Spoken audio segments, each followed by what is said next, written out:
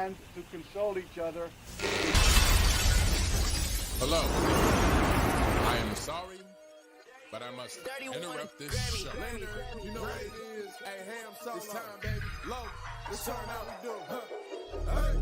They said we said we hit. They said we said we on. They said we said we strong. They said we said we go. We say that you heard right. We say that you heard right. We say that you heard right. We say that you heard right. They said we said we hit. They said we said we on. They said we said we strong. They said we said we go. We say that you heard right. We say that you heard right. We say that you heard right. We say that you man. I swear that it's imminent. I've been going so hard on my penmanship. About to go in and buy me a whip. And I pull that shit fresh off the dealership. I can leave you in red like an Xbox. Got me laughing at you like you red fox. Got you chasing Hot Wheels like a matchbox. EA running the game and it don't stop. Super cold like I'm playing for Blizzard. Got you all in my sights like Red Dead Redemption. Never gonna slip on my pimpin'. Better get out my way, bitch, I'm on a mission. Really ain't no competition. I'm steady grilling opposition. I'm get up and ready to win. They can play it how they play, but fuck what you say. I'm getting this money today. Last of us like a dying breed. Down the ride like a noble steed. Fatality moves, I make you bleed. That's on any game, that's on any screen. Shut up and give me your money. They said we so lit. Even if I take an L, we coming back just to show that we don't quit. They said we said we hit. They said we said we on. They said we said we strong. They said we said we go. Greetings and salutations, ladies and gentlemen. Welcome to the 24th edition of Loke's Gaming Log on TSWS Gaming. I'm Loke7. This is Taye and Mr. Oshus there at the bottom. Once more, I won't be able to show up on camera. Unfortunately, my flight was delayed, so I'll only be on camera on Tuesday. So one more episode with just my stock image here. Ty, how you doing, man?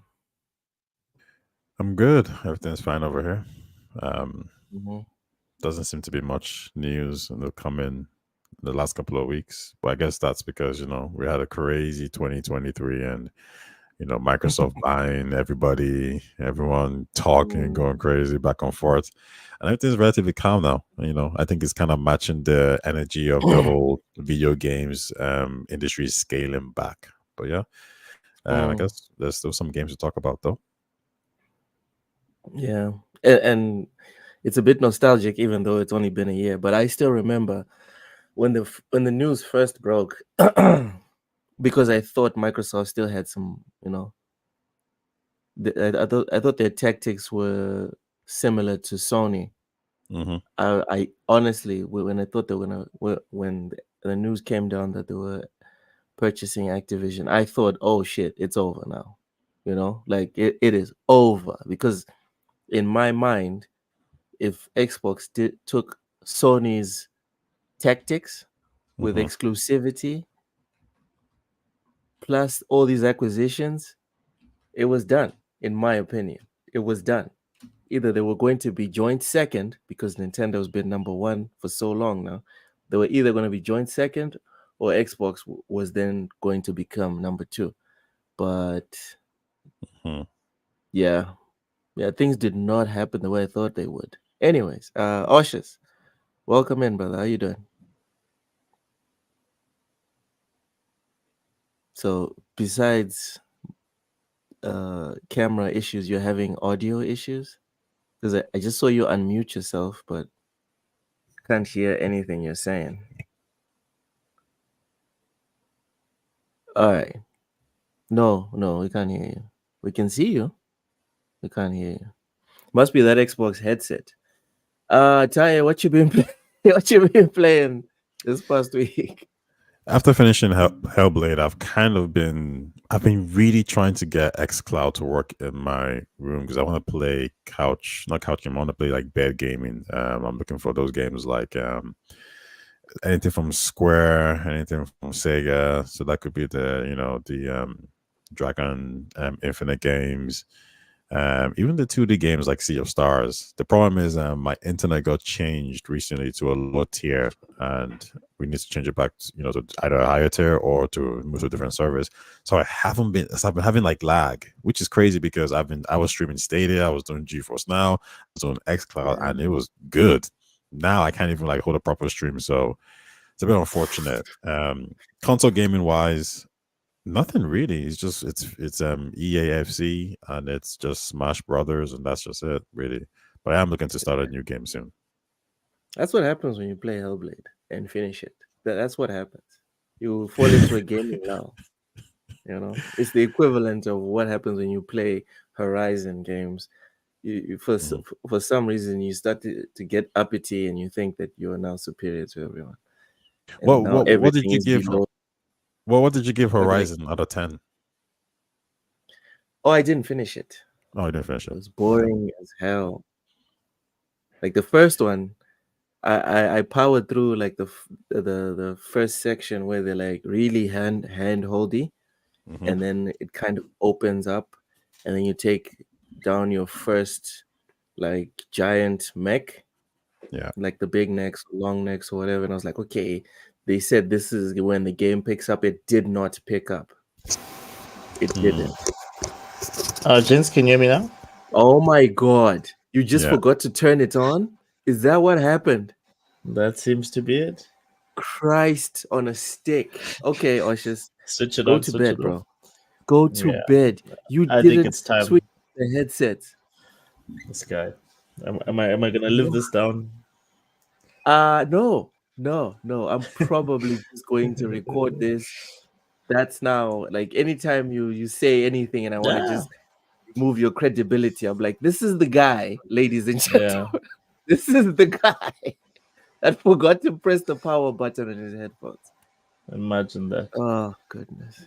Otherwise, you gents good? Oh, good. So basically, I've just been playing a whole England bunch won of. Yesterday. I'm great. Oh well, what did they win? They're in the semi-finals, if I'm not mistaken, of the Euros.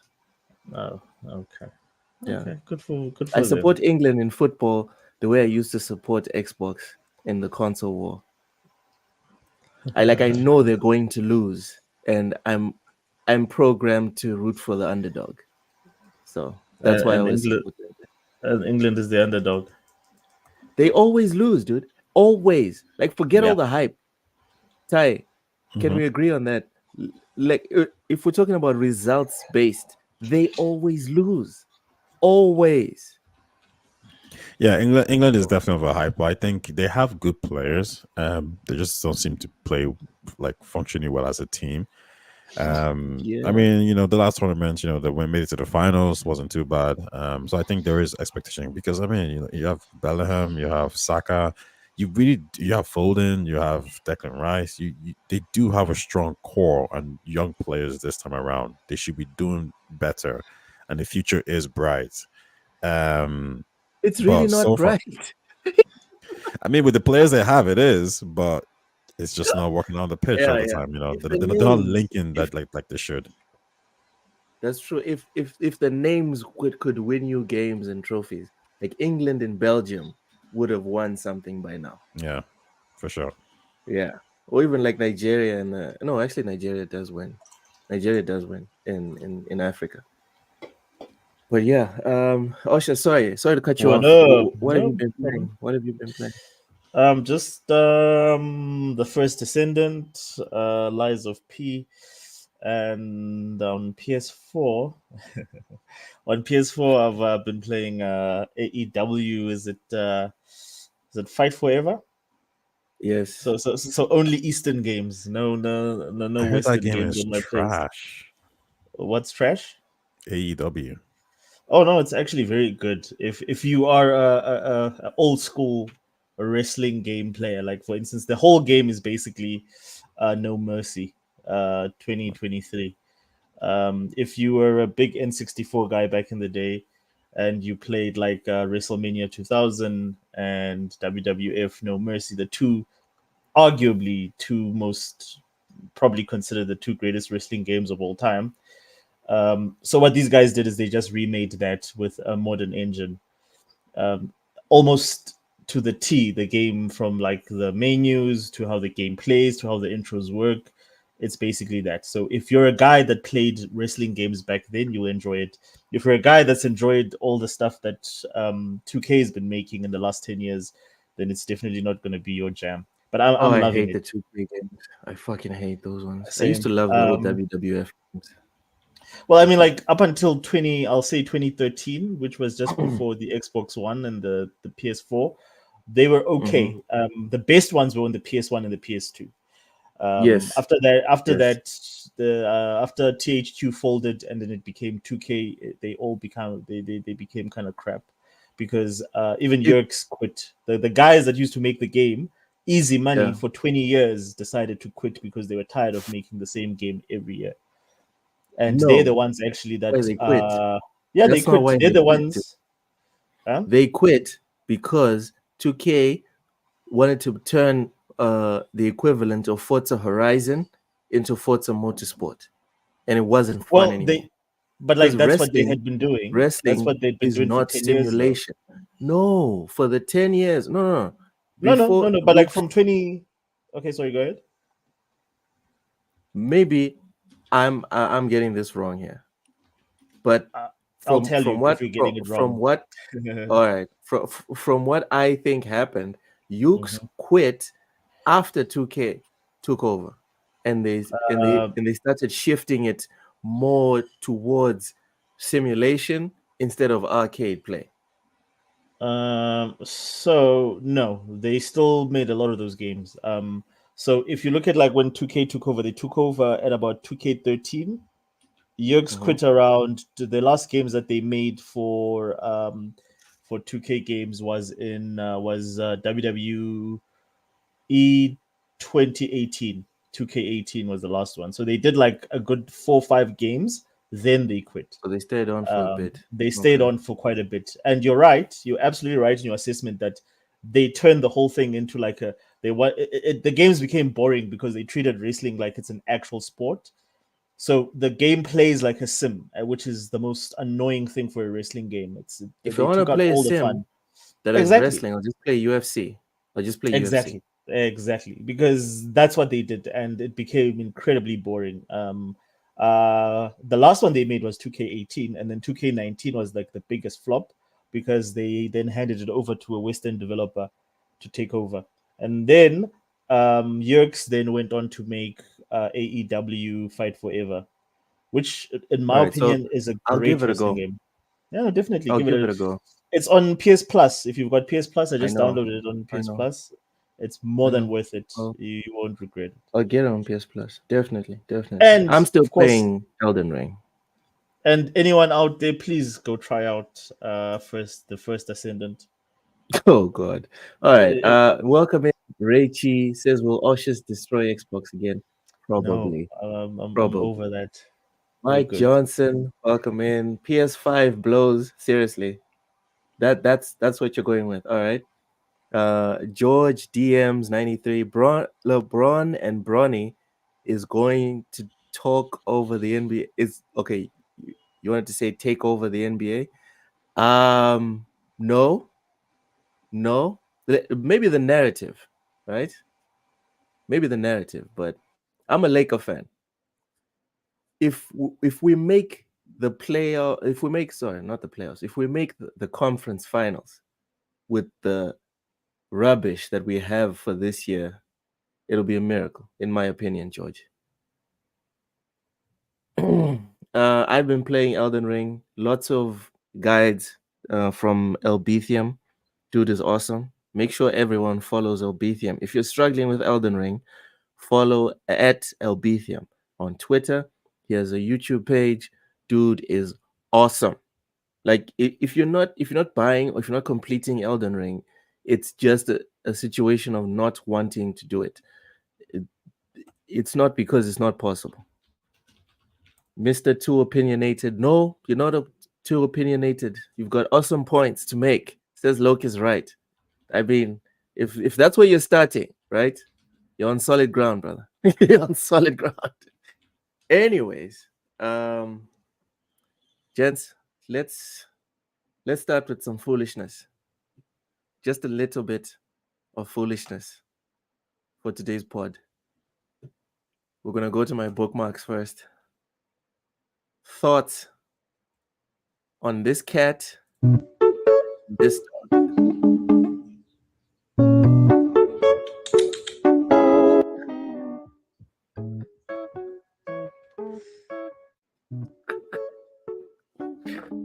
Oh my god. Love is love. All right.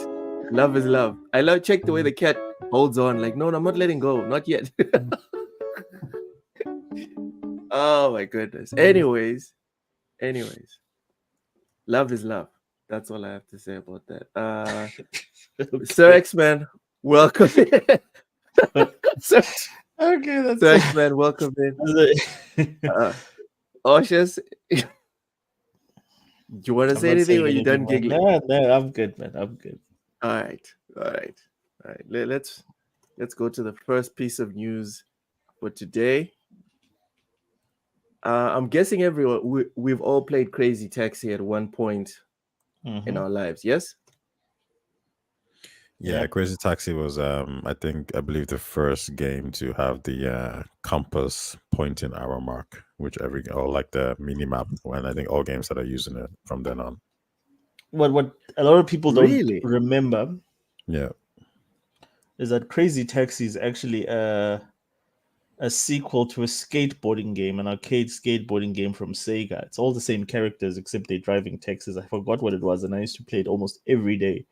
So it came with like a little board thing that you sort of used, like an arcade controller that was like I suppose a board, a skateboard type of thing.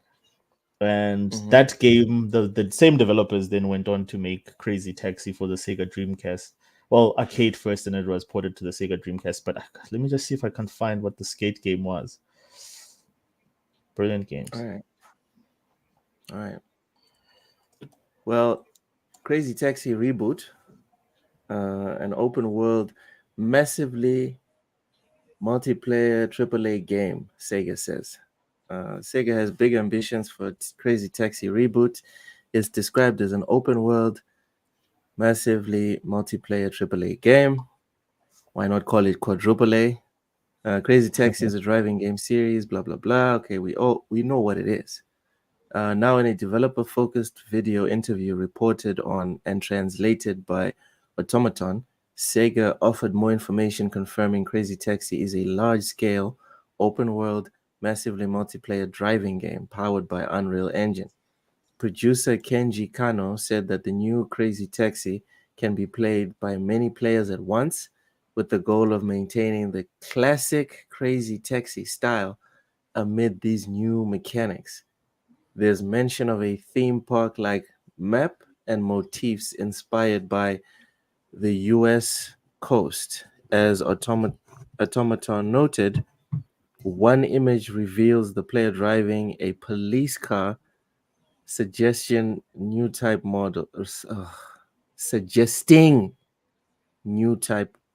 of models. Oh my god. There's no release date yet for Crazy Taxi Reboot or the other games announced last year's. Okay. Thoughts? And if it's going to be a live service game or not? It's going to be a live service game. Live service, dude.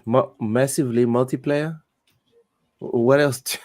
What else do you want them to say, brother? Okay, fair enough. I'll say this. I think this is a really good direction for the game. I think having everyone, like, can you imagine, I'm going to go pick up somebody, you get the same signal, everyone gets the same signal, and over who gets there first, gets that character. So it's a race within itself. And then maybe there's a race of, you can maybe steal my passenger, you can damage my, hurt my reputation. I think that there's a lot that they can do with this kind of massive, online MMO situation. So yeah, honestly, I'm looking forward to it because I'm not a fan of racing games per se, but I could see myself having some kind of interest in this.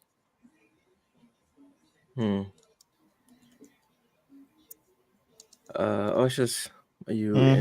What are your thoughts on Crazy Taxi going in this direction? I don't know, happy. Like, I'm glad they bring it back. Open world will work for it. The only thing is with Crazy Taxi, it was literally always based around the timer because it's like an arcade game. You need to get the clients or your customers to their destination in X amount of time. Mhm. So I wonder how they're going to work around that. Are all games going to be time based? So all sort of like the gameplay loop, is it going to be time based, or And is if it it's just going to be an time-based, open? if it's I would mix it time-based, up. is it going to be like, is it going to be as tight as it was before? Because I remember the original game was really tough, Yeah, right? because of the Is this time. going Yeah, to you be had like, is this going to be like accessibility options for disabled gamers to make it easier for that you to poor deliver blonde. your No, that poor blonde. Like every time she says something, everyone has to have an opinion about it. But she That's her had name, you know what? Alana. She had a good point. She had one good point. The I problem don't is know. Yeah. everyone decided to just shit on the bad point.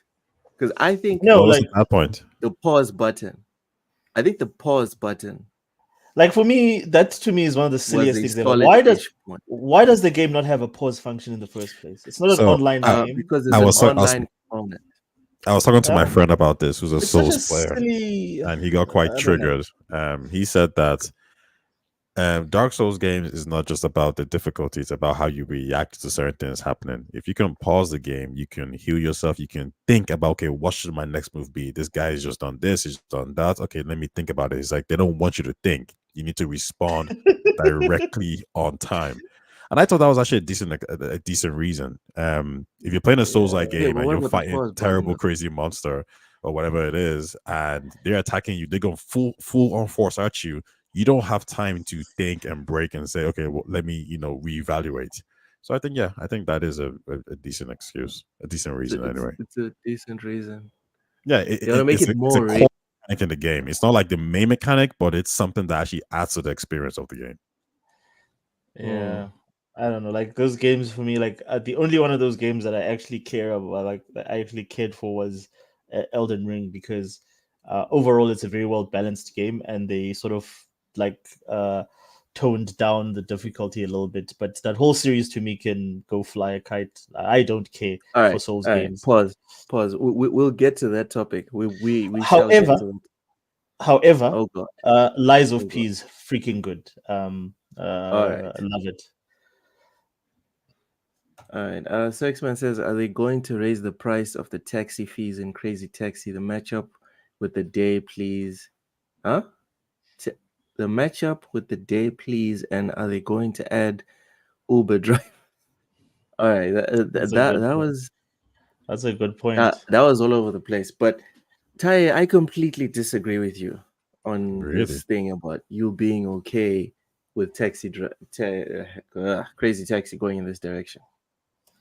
Why? I don't like it. I don't like it.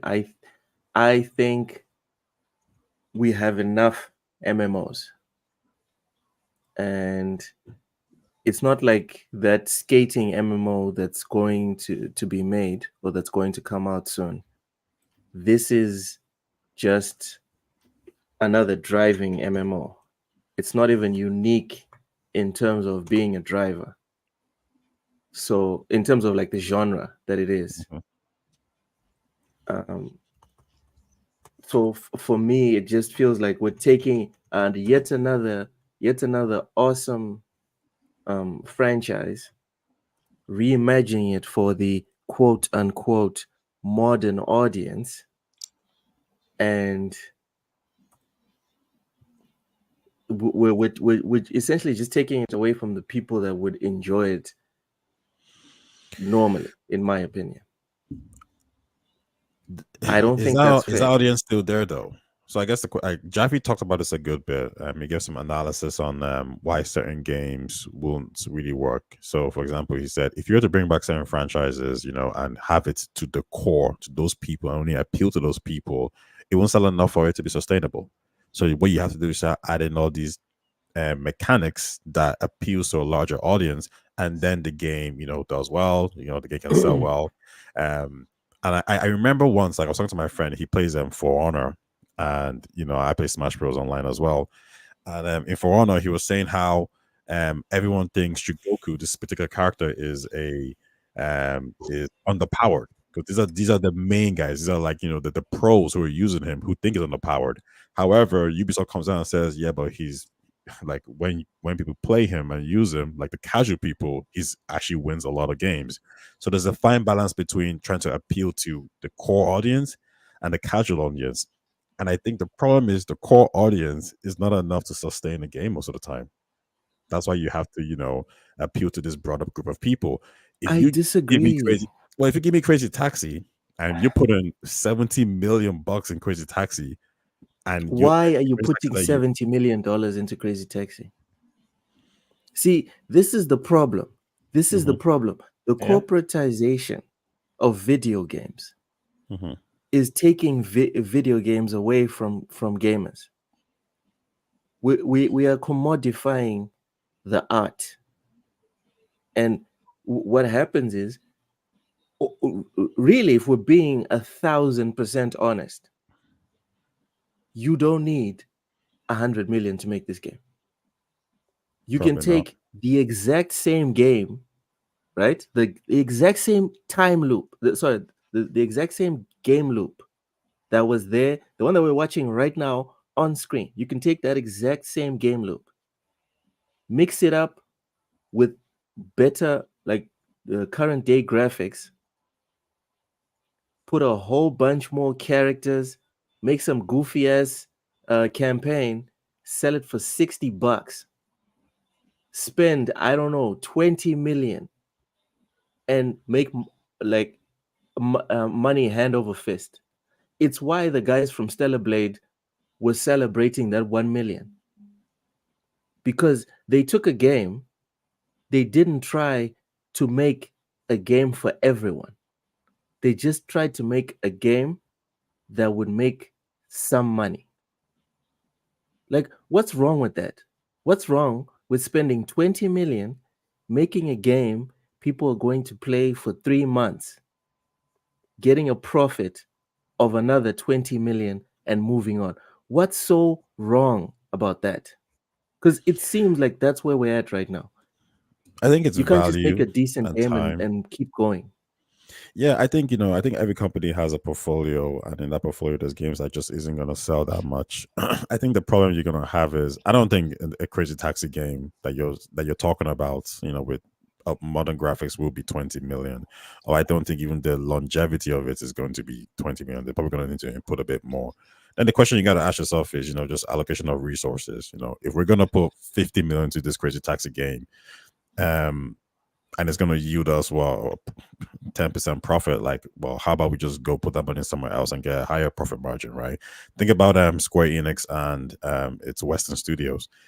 The reason why they sold those guys off is because they were like making losses, or they were just barely making a profit, right? So the question for Square then becomes, okay, you're making a profit, but operating costs across the Japanese board is 15%. You guys are doing 2 or 3%. At some point, your accountant's going to come back to you and says, cut them loose. Like, they don't make sense. So I'm not saying Crazy Taxi can't work in the way you're saying it. It probably can, but then it's probably just not really that sustainable. Like, how many Crazy Taxis do you keep releasing on a regular basis that is just kind of operating? When was the last one?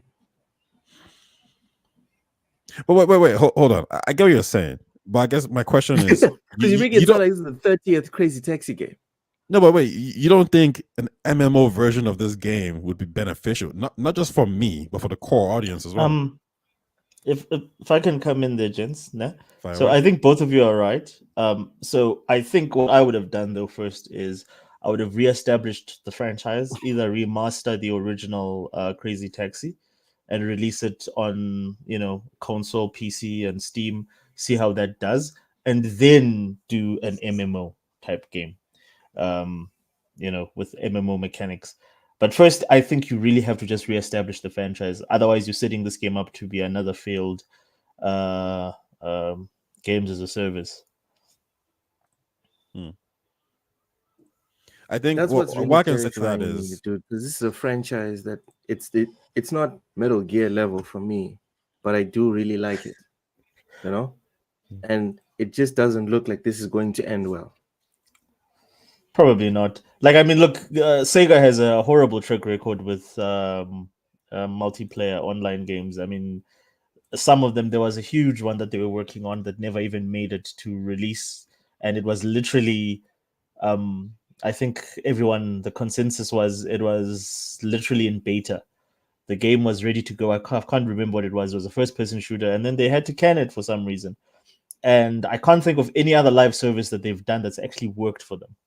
So me personally, I really think that if they're gonna do something live service, they need to start at a very small scale, and use some tried and tested concepts, and perhaps smaller.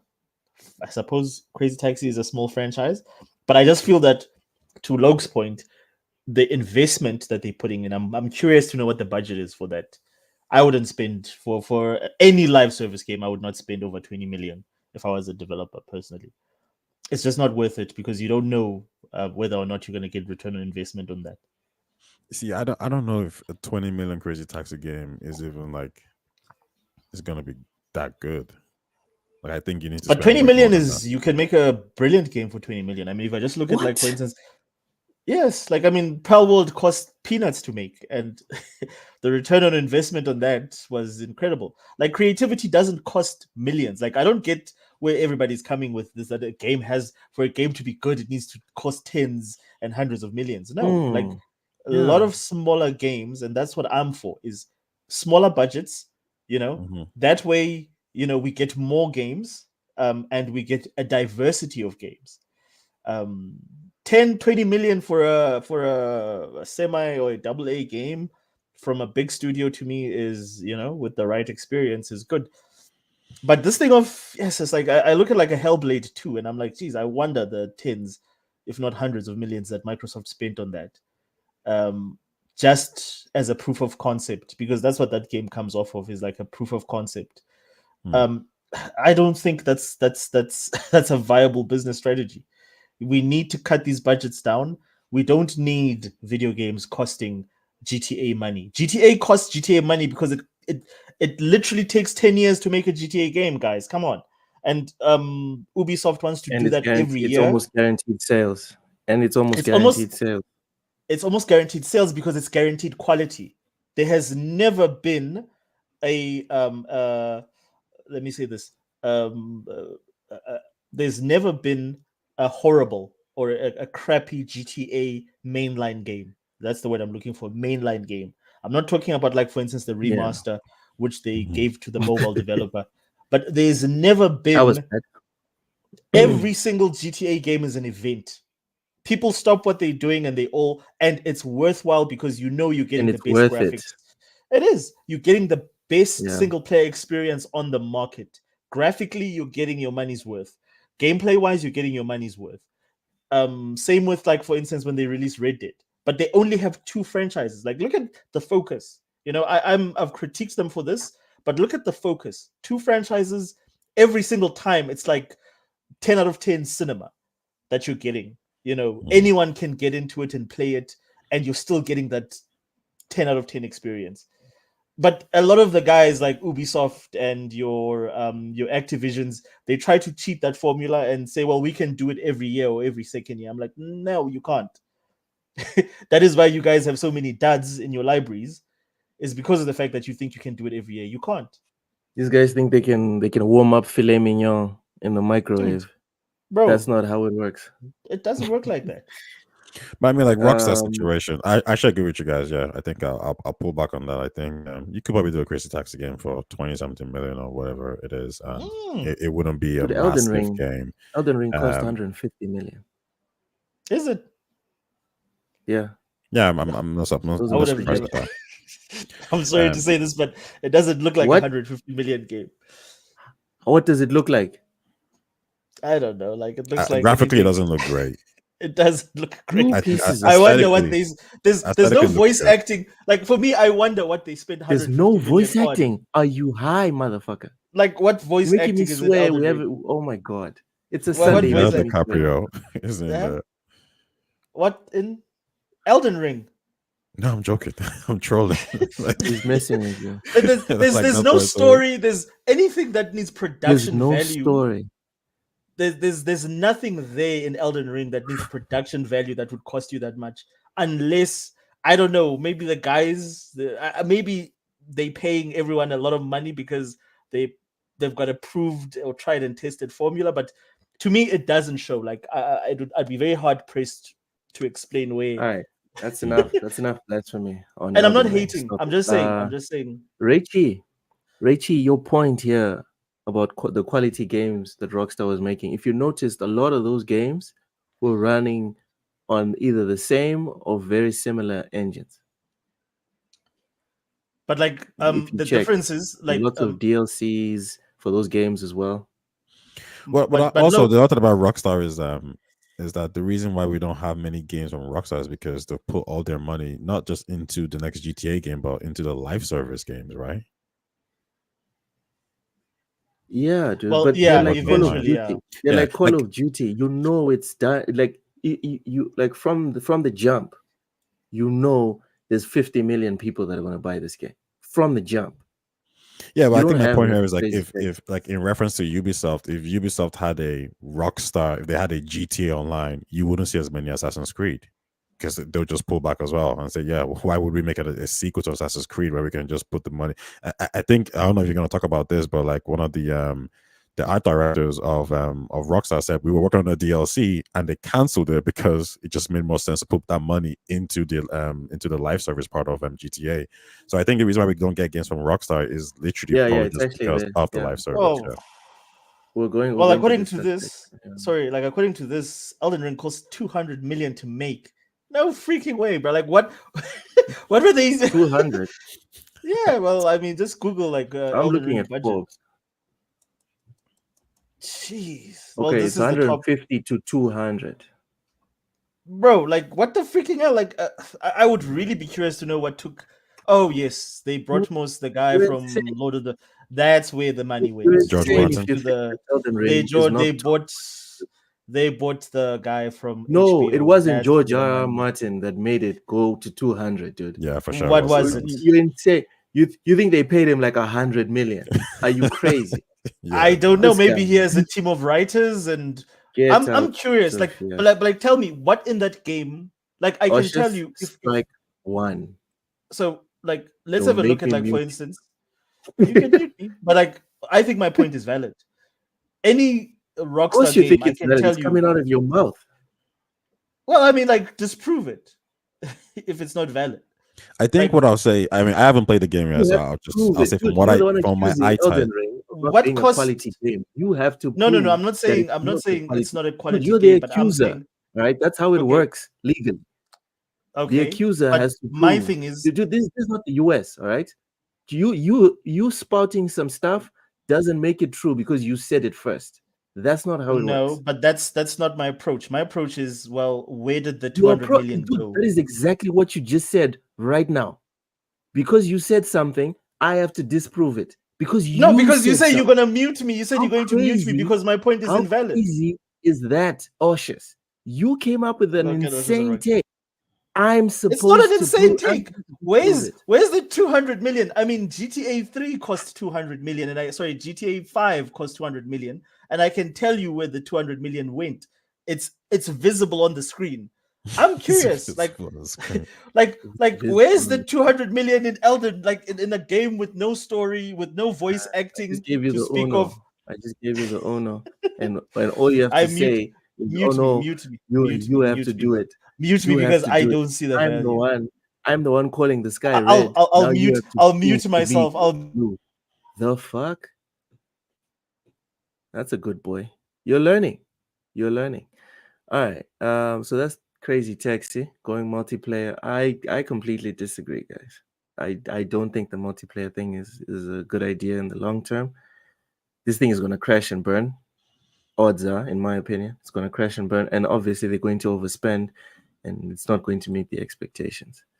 Well, if you think about ABK it, is if they do what you Yeah. said, which is make a game like that is 20 million, 30 million bucks to make, and you just kind of make it live service in the sense that you can have multiple different people playing. I think that might be better. Like if I have to compete, if I can play this game, I can play with you and everyone else. That's gonna attract me to play for sure. All right. We'll see. We'll see. Oh my god. All right, Ushers, sit down. Sit down. Let's move on from Game crazy looks cheap, texting. bro. It doesn't look expensive. I'm sorry. I'm just being real. Like Yeah. Elden Ring doesn't Yeah. look like an expensive game. Like I'm sorry, it just doesn't. Like, and if someone So wants let's to go say back. it is, show me. Cozy says we're Let's both go wrong. back Yeah, to my. maybe. I will say one thing about Elden Ring, though. I think the eye Yeah. test says that, but one thing that I have to say is aesthetically it looks great, and I think you could probably make an argument that a lot of the details, the dungeons, is probably handcrafted.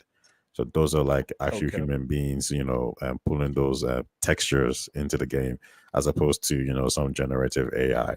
You can talk about the balancing in the game. When you look at games like Skyrim and all these other games, they kind of break apart. And Elden Ring seems to be a game that isn't really having that issue. So maybe there's an element of most those guys who test games out a lot, who look for bugs. Yeah, those guys who basically Yeah, look for testers. bugs Yeah. on See, testers. that's Maybe a like valid point. I they could believe that, Taya. See, that to me, that is you now making someone like saying to me, okay, this is where that money potentially. That's all I wanted. Someone just to say, yeah. the money went into maybe because of that detail, Mhm. and other games don't have that detail. Because if you just look at it from superficially and you look at the engine and the fact that it's a very old engine that they're using, Yeah. yeah. So for me, that's what I was judging it based on. Yeah. No, And I for would agree instance, with that. Even yeah, And what does just that people say? have. Sorry. The old engine. What does that say about Bethesda? To that point of the old engine, because but you here see, two the thing is companies, with yeah, FromSoft and mhm, Bethesda, using old ass engines, yeah. But you and see, this is the you thing. can clearly tell. Hold on, you can clearly tell Yeah. that there's been a big, and I mean big, evolution and progression in one engine and the other one, not really. Well, this is Because the with thing the with Bethesda games, it's kind of like, oh, the polish on the games is a little better. But in terms of functionality, not really. yes, but you see, the the thing that drives costs up when it comes to Western games is that they outsource a lot of things, like for instance, the voice acting, the motion capture. There's a lot of components that you can see that these are going to cost a lot of money because they cost Hollywood a lot of money to do the same sort of, or to use the same sort of technology. And that's what I would assume drives up the cost of a game, like for instance, like a Starfield. And of course, there's the marketing that also contributes a significant amount to that. If I look at Elden Ring, it does look like a much more handcrafted experience, where everything is, either drawn or created, Mhm. internally or in studio. So I would think that would bring down, the cost to make a game. And this is, of course, my layman. I've never made a game, so I don't know the. I'm just speculating here. So when I look at Western games like GTA, I look at like a Starfield. Immediately, there's so much that goes into the voice acting, to the motion capture, so many other things that require other studios to come in, and those things are the things that drive the game costs to be ridiculous, or Yeah, to be at motion that capture as Instead of well. just making yeah. the gameplay better, instead of focusing on making the gameplay better. All right. Yes, no, I Cozy agree. says I no. agree with you. Cozy, check your Cozy's right. DMs. Stop commenting. Cozy's Check right. your DM Cozy's right. and I'll say bring the something heat else here. about in Japan is it's that there's a high probability that they probably do a lot of work there. So it's not your typical standard 9 to 5. They're probably crunching a lot more, but they don't complain. Like Yes, when I was in they never Japan, those complain. guys are very into their work. Mhm. So you probably get a lot more out of an employee than you would in the West. 100%.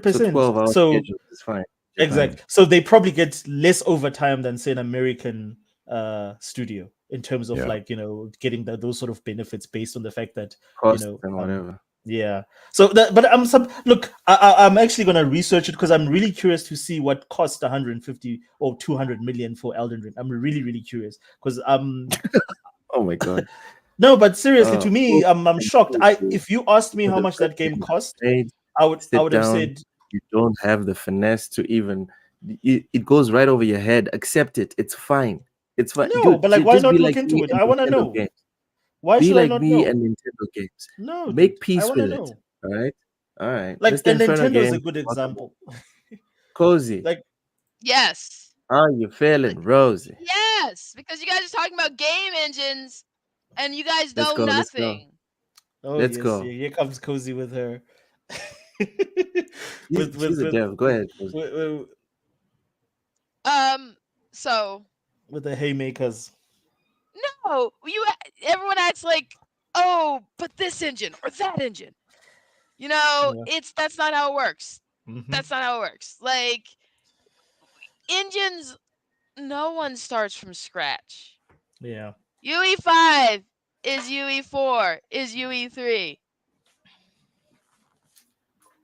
And so on and so But forth. And the same thing with developing anything in any sort of system. Like an engine is just sort of like your do what I need to be done quicker button.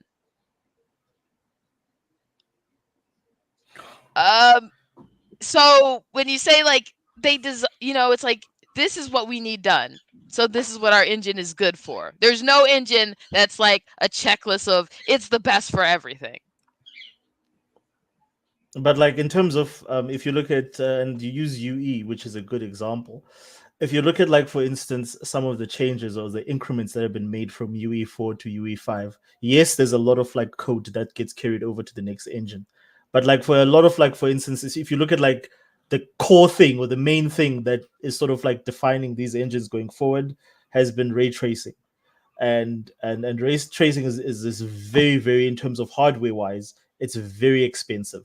So you do need people that know how to work with that technology.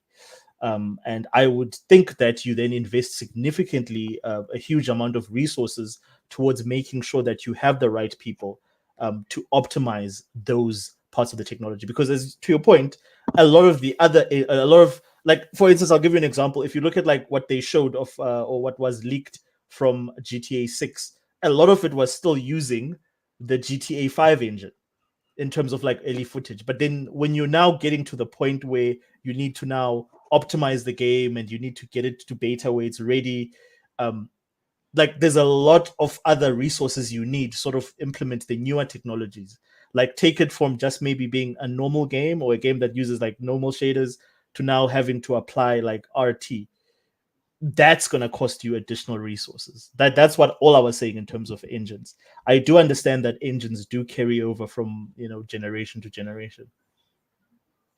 Here's the thing about when you talk about things like ray tracing, even now, that is only for games that are the high established, the go big and go broke. No one else is using. You know why ray tracing isn't that big and just people? It's like a gaming buzzword mostly because most people are like, that shit's expensive and my game probably won't sell anyway. That's true. Like but we're talking about like your expensive games though, Cozy. We're talking about like your Elden Rings and your GTA 5s and 6s that are very expensive to make. Not like an indie game or someone that's doing like their own, using like for instance Unreal 4 to make an indie game. Or what is the other one? What's the one that everybody hates the owners of? That everyone uses for mobile games? What?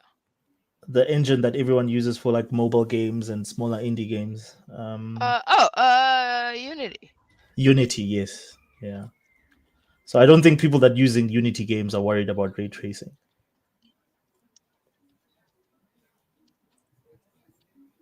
But Yes. I think that's the problem is like if you yes, I get it if you're a big game, but here's the thing. You could be a big game and get away with not using it because what are they going to say?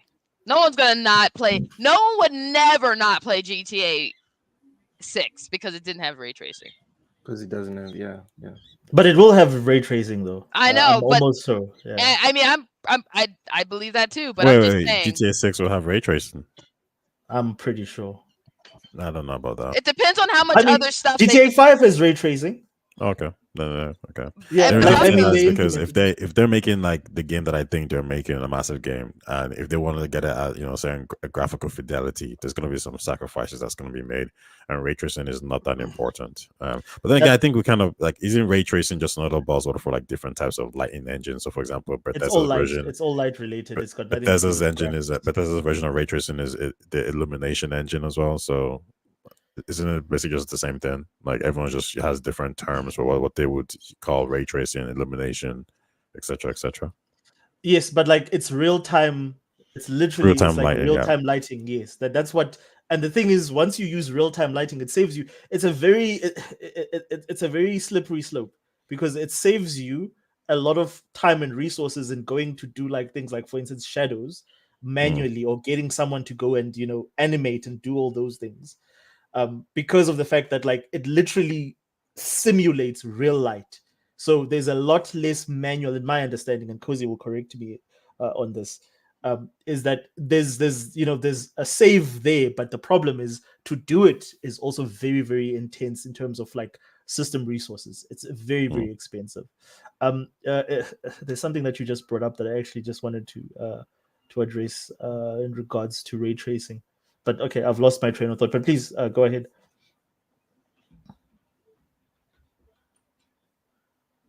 Where's Loke? Did Loke? He got I'm abducted here. by I'm aliens. here. I'm trying to learn, but I'm not getting anything. Like, It's okay. no offense, We Cozy. can all No be in offense, the Cozy. advanced class. So I had a point to make about ray tracing, but now, Okay. geez, it Okay, so had to let me do with cut ray you off. tracing. You Yeah, said something. You said something, okay. Oshius, that it, it it Yeah. it blew my mind. You said because there's ray tracing in GTA 5, Mhm. there's going to be ray tracing GTA 6. Yes, Well, and I'll I thank you for can't bringing it up. I remember my point I now. can't trust Rockstar to just push the good stuff from one game to the next, because I still remember when you could gain weight and lose weight in San Andreas, when you could get buff in San Andreas, but you can't do it in any Oh other yeah. GTA game. And now there's rumors that they're bringing it back for GTA 6. So just because Rockstar did something in one specific game and it worked out doesn't mean they're going to do it the next game. Just a quick point there. So I believe that Digital Foundry did address this, and there was ray tracing in the trailer, and this is why the debate about the PS Pro was the fact that a lot of people said that the PS Pro is not going to be able to run GTA 6 at 60 frames per second because of the fact that the game is being built around ray tracing. So that is my main point as to why that game is probably going to have ray tracing and it's going to be built around ray tracing, is the fact that even the PS Pro, which is like just it's a pie in the sky at this point. Yes, I know that there's been specs and stuff released or leaked, but everyone is sort of saying that it's still not going to be able to run that game at 60 frames per second, which tells you that there's probably ray tracing involved. It's the only thing that costs that much in terms of system resources that you need to cut back. You need to cut the frame rate by half, literally. All right. Well, to Raichi's point here about getting political, let's get political. Oh, geez. Escalating so quick already. Very well. I'm going slow this week. So here it says Capcom's Dead Rising remake Race Swap. Race Swap's psychopath boss Larry Chang from Asian to white, likely due to racial stereotype. Now, I'm not going to force anyone here to say anything on this. I'll pass. I'm good. Likely due to racial stereotype. I might be oblivious to what that is here.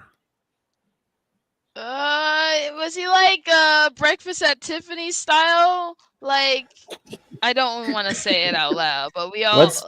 What's Breakfast at Tiffany? Sorry, It's I'm an very old movie where it's like basically the guy is like in the old movies where like you just get like a white guy and tape his eyelids and then have him be Oh Is that like blackface for Asian people? yes. no. Okay. No, but Um, some of them you should look up. It's like very much like how like olden days blackface was. It's like, oh god. Mm. But if he was Okay, so- designed after that type of character, it might be like, yeah, maybe we should retire this. So my question would be, who designed him? Was it designed by Asian characters? Or sorry, was it designed by Asians or was it designed by Western developers? Because I know that It's a Canada. Capcom game. Well, It's a yeah, Capcom game. but don't forget that I believe that Dead Rising 2 was developed in Vancouver. It's So- not really honestly though, then I would make it that if it was, then yeah, because that would make sense. Because it's not a stereotype about Asians in Asia. It's like Yo, a stereotype this about is wild. Asians here. Can you guys read Huh? this comment? I'm not gonna say it. Can you guys read I this? don't even want to say how it goes. How what goes, Cozy? It's crazy how white people are new black. Yo. Wait, so What? wait, were we treated bad or not? Yeah, so now you're acknowledging that there was a problem. Oh my goodness. So the thing is, they could have kept him Asian, but if he's like the type of Asian that I'm thinking I've not played it, that I think he was, it is kind of I didn't play very the wild first one very stereotype. far. There, But so what's wrong with the stereotype? I'm still not understanding. not- Like, you it's- mentioned so they would always like have like it would always be some like white guy, and they would tape his eyelids, and then in the movie, and then he would have like some over the top Chinese accent that I don't want to Accent. mimic. You know, imagine someone just mocking a Damn. Chinese accent, but they had no idea. You know what I'm saying? I know Damn. like And they'd be like really grubby and schemy, but also kind of bumbling and dumb. it's Oof. the same thing they would do, like for instance with, but I suppose with Africans they get away with it because nobody, like, you can just the moment you roll that It's real though in that Africa. Central though. African, no, but like not everybody has that Central African that Yeah, same that heavy accent that- accent. yeah, the same accent that they Yo. use for I am the Black Panther. They Like, all not- you all like, not sound the all same. Africans. We have in South Africa, we have 5 distinct accents alone. Not You all all of sound us the same. I'm speak sorry. like- Let's just do the accent again. We Do it are again. not all from Wakanda. We do not sound like I don't this. like it when you do that. Can you never do that again? That makes me uncomfortable. Why'd you- Watch this. Watch this. The That power accent. of the Black Panther will now be stripped Stop! away. Like very few Africans have, and it's a very specific accent from a very specific part of Central Africa. Well, you that's go the to accent that everyone likes Southern- now. Hey, Too late. but Oshers, It's the only one that I'm a everyone vendor. knows. Oshers, I'm a Yes, vendor. Don't you think they vendors have a speak like similar that? accent. Yes, they do. They do. Yeah, But I'm a but vendor, and like vendors, if you the look, if you look Shaunas at as well. yes, The but if you Shaunas look at as where well. they come from, if you look at, like, for instance, where they, like, historically, it's because of the fact Mhm. that they are, well, we all from Central Africa.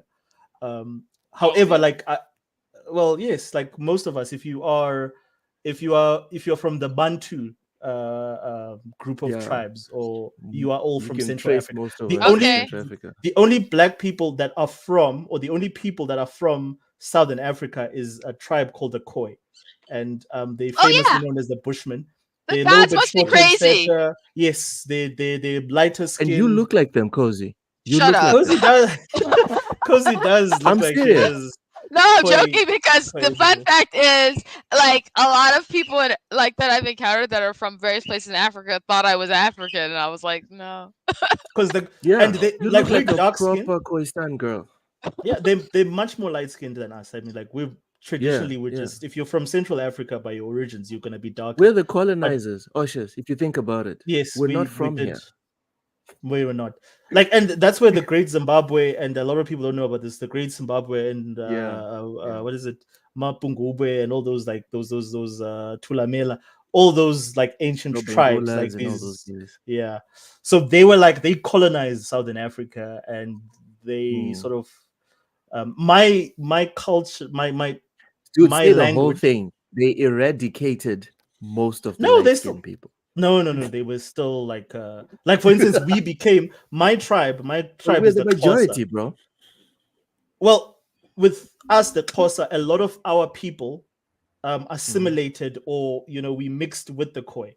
That is why you get so many light-skinned Xhosa people, as well as like the sound and the You don't want to and say all things those. the way they are. I'll say it the way it is. No, All right. no. They were the majority. We rocked up.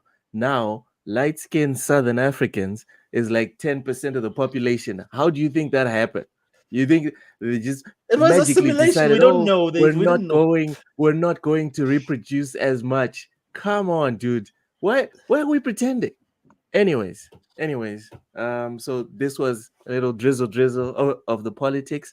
Let's get Okay. back to the video games. I do Let's have get back I to the found a video. quote here that somebody said. Go ahead. Larry's design was pretty terrible. Wouldn't it make more sense if Carlito's death was almost at the hands of a butcher that is stereotypical representation of American consumerism, as opposed to a racist Chinese stereotype?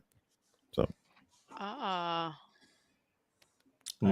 yeah, from just reading up on it, it seems like most people are saying, yeah, this was quite Kind of racist. fits. It makes sense. Yeah. No, I watched a video of the character, and he did seem a bit weird and off, and I guess everyone's response But is then, it didn't make sense for him to but be then Chinese. but like, no offense, right? No offense, but what happened to the original vision, as perverted as it might be? Because we might wake up tomorrow and we now have to remake MGS1, and suddenly it's not apropos for Solid Snake to be a straight white man. that's Because he's different. Are we Asian. okay? Are we okay with them switching that up? No, Or that's different. Psycho Mantis. Hold on. Let's say the American College for Psychology finds out that women are more intelligent than men. Psycho Mantis, now in the remake, is now not a man. And I he can't wouldn't be mind Russian that. as well. Or he can't be like foreign, Now he has to be like an American, but also cannot be a he, because it doesn't fit the current reality. Does that question make any sense to you guys, or maybe I'm just No. You're being going too difficult? far. As long as they I'm make going it, to. as long as they make him a hot character, it's fine. If Psycho Mantis transitions and he's like a Oh, hot, dude, put it back a in your hot, pants. Cozy, go ahead. I'm good. Like, I think you're going with extra steps. So, like, it's sort of like one is like sort of like this. We create a character that's like kind of like a negative stereotype, and it's like, and the problem with the stereotype is it's not even a stereotype that was created about with Toriyama. Asian guys. It's a stereotype that was literally created and propelled by white guys dressed up as Asian guys. So like everyone's favorite darling here, Toriyama, is not guiltless in this. Mr. Popo exists. Mr. Popo exists. Yes. And he's in a lot Mr. of Popo games. is not a black character. Do you guys Mr. want Popo is not a Mr. black Popo character. to be Mr. redesigned? Mr. Popo is not a. First off, he's not a black character. Everyone knows Piccolo's Well, the like black character. Well, but Mr. Popo was Oh my designed God. based off blackface, though, right? Bro, Try where and is it convince me written? otherwise. No, guys. But where, he's not dude, designed as a black wait, character. hold on, guys. Do we not believe in Western justice? Because if we do, then we can't sit here and say that something is true just because we insinuated and we assumed it is. Where's the evidence of the writer's room or whoever saying that this character was definitely created with blackface in mind? There's no evidence. I mean, I just think you have to just look at his face, bro. And I would be with you, Oshus. I would be with you if they weren't black characters within the DBZ universe. They are.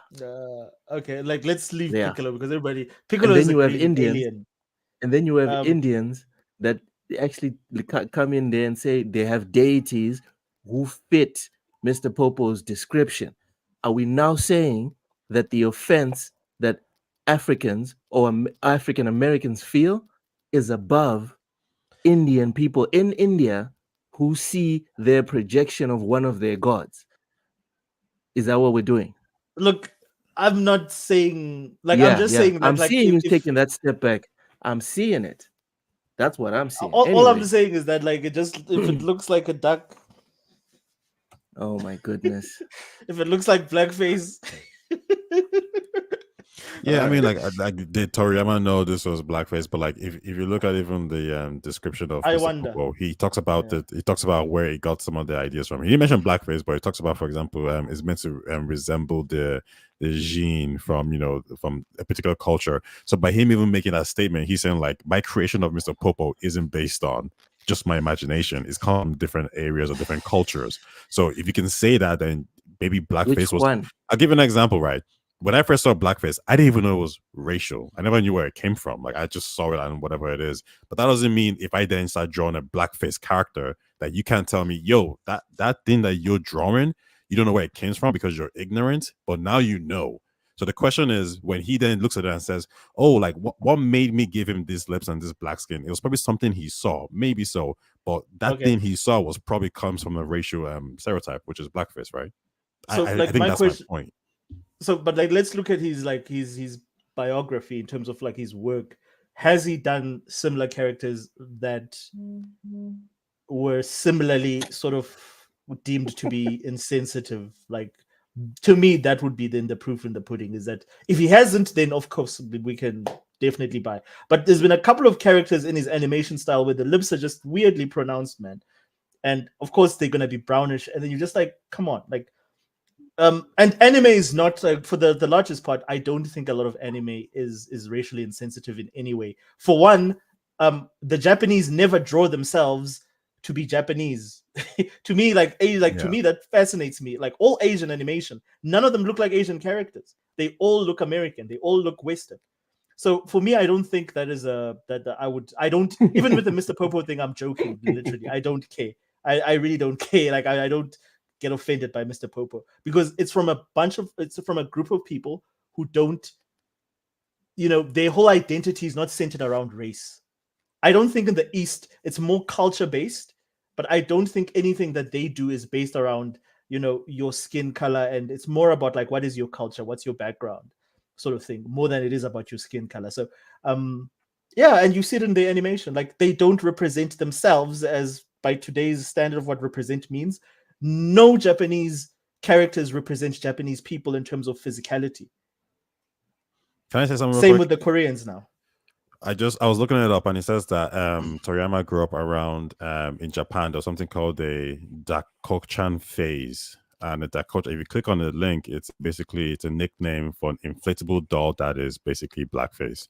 So Mr. Popo probably didn't know he was doing something racist. Sorry, Toriyama didn't know that he was taking something that's racist, but you could argue that he saw this doll just like I did. Oh, I've seen the doll before. dolls. Sorry? Gollywog dolls. Is that what you're talking about? The Gollywog doll? Which doll, sorry? The Gollywog. Sorry, Gollywog. Your signals cracking up. It's Gollywog dolls. Yeah. I'm not too sure if I'm over here. It says it's called Dako-chan or Dako-chan. Is a nickname for vinyl inflatable doll released in the 1960s. Later, the manufacturer Takara also began to use the name. And if you look at this doll, it's pretty much kind of blackface. But it looks like Mr. Popo. Yeah, that has the red lips, black everything. So I don't think Toriyama is, he did it like, oh, I want to do blackface to insult black people, whatever it is. But I mean, he probably got it from a specific spot, and that was it. It could be like even maybe an Indian person saying the N-word, and he doesn't know what that means, right? And then he's just saying it. But then maybe somebody tells him like, yeah, this is actually what it means. So. But it's that whole thing with Stellar Blade as well, with that the hard art thing, yeah. So for me, I have no issue. Like for instance, when it comes to that stuff and the East, I don't care. Like just like for instance, I know with Africans, and Loke will know this. Africans are very sinister towards in terms of like in real life how we sort of like treat Asians in our communities. Oh, the sinister African. Suspects. It's very, very suspect when it comes to because our exposure to to a lot of Asian cultures is through kung fu and Asian film and movies. So Oh, we man. tend to have a very mono sort of is it, I don't know what the correct English word is, but Things we've got a very things have single. changed. I'll speak specifically about Mozambique. Things have changed because there's been a huge influx of Asian people migrating to Mozambique recently. And oh man, this was supposed to be quick. We're supposed to get in and get out on the political things. But all right. The Asians that come here, they assimilate. They learn not just Same. Portuguese, they learn our traditional languages. They go to our churches. They marry our sons and our daughters. I think if there's a problem with a lot of the migration that I've been seeing personally to like the West, there hasn't been a lot of assimilation. There's just been migration, but no assimilation.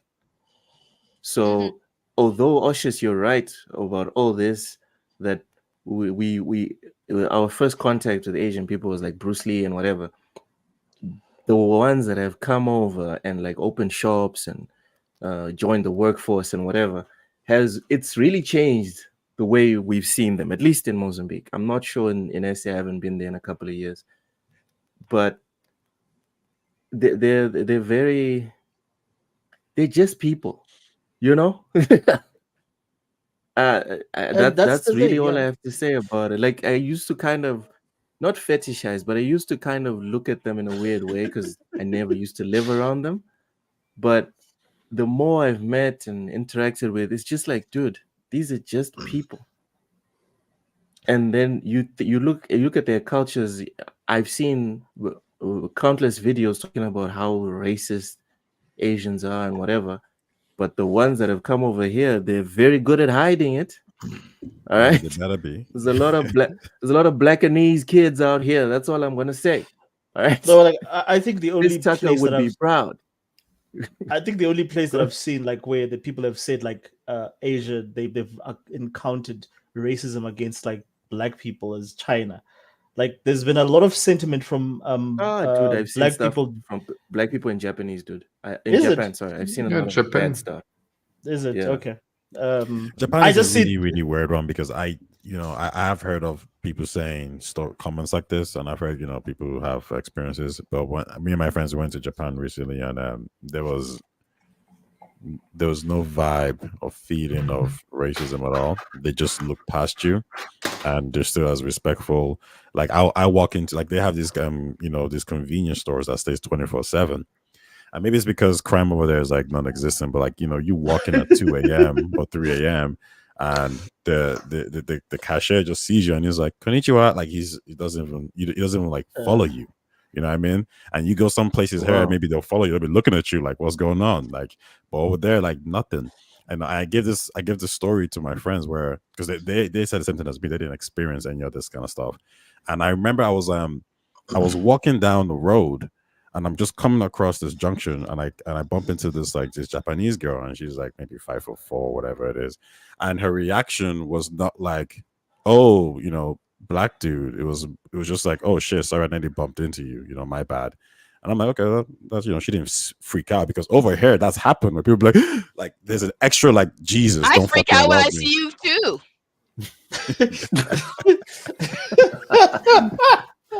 All right, Just throw me off my Flemish, point. welcome in. Thank Welcome you. in. what's Flemish. up, How you Flav? doing? What's up, Flav?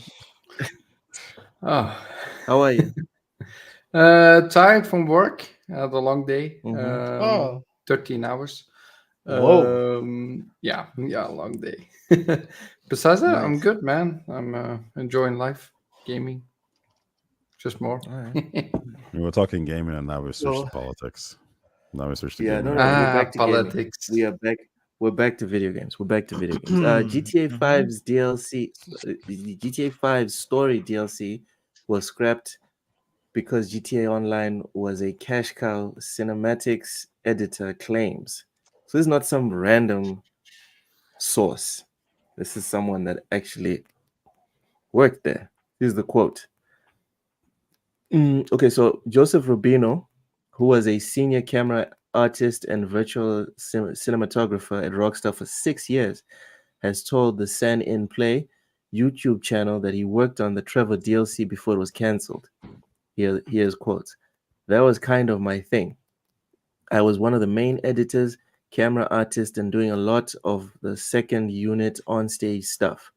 Then we split our teams into two, so I stayed on GTA Online and then this DLC, which Trevor, actor Steve Ogg, was a very important part of, and then some of the team overlapped and went to Red Dead Redemption 2 early on. Explaining why the DLC was cancelled, Rubino claimed that the initial financial success of GTA Online made Rockstar change its priorities and focus more on that.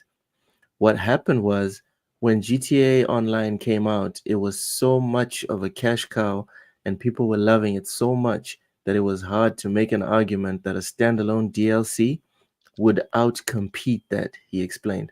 I think looking back now, I would say that you could probably do both, but that was a business decision that they made. Rubino said the decision to cancel the DLC made him a little upset, adding, That was a lot of reason for me being a little sour at the time, because I was like, yo, what the fuck, guys? This shit's awesome. Let's keep going. Let's finish this shit. This goes back, Ty, to our discussion earlier on about Crazy Taxi. Yeah. The commodification of video games has taken the heart out, because it would have been very simple. I don't see the problem. I really don't. You're killing it with GTA Online. You have a captive audience and you have an opportunity to give them more content in a DLC that's not only going to keep the people on GTA Online, it's also going to re-invite people like me to reinstall GTA 5 and play this DLC and possibly give a chance to the online as well. Because the idea is to get as many people looking at your product as possible. You already have your people. The DLC was going to attract even more people and to give people like me that only focus on the campaign a second bite at the apple. And maybe this time I'll fall for the trap and install and play GTA Online. But they didn't. So Ty, I want to go. I want your response first on this one. I think on the face of it, I agree. I think they should have done both. I think, worst case scenario, you outsource a GTA expansion pack to a different studio in the same way Bethesda outsourced Fallout New Vegas to Obsidian. So I think they should have went that approach, and then they should have focused their resource on the actual online stuff.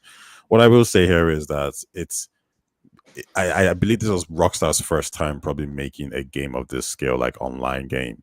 So there's going to be some, growing pains. So think about, even Rare with Sea of Thieves. As soon as you drop that game, because there's so much to do, there's so much people coming in, you need to make content. I would imagine that whatever Rockstar is doing for this new GTA game, they have a pipeline in place. They have thousands of developers ready to push out content. So I would be shocked if we didn't see any DLCs or expansion passes for the game, for the new GTA game. I think it's a shoe on. And in terms of the previous one, I mean, it makes sense. Opportunity cost. I think that's just what it is. You can take resources and you can make an expansion, and then Lo can come back. I can come back. Ushers can come back. Cozy, Flemish, we can all come back. But the question is, would that resource be better suited for the game if you spent it on the life service element of it? And if you do that, you give them more missions, you give them more weapons, guns. That's probably just going to give you more of a profit. So I get what you're saying when you say commodification of art, but whenever you take someone's money, that's just the case. Like if you want to go get a paintbrush and a picture, you can paint whatever you want by with yourself. Yeah, sure. If you're gonna take my money and you're gonna tell me that there's gonna be some type of investment, hey, you're gonna get 2 times back, 3 times back, well, you need to give me that money back, right? So I get what you're saying, but I never really understand why we feel this way, because the product costs like 200 million to make. Someone's phoned that bill.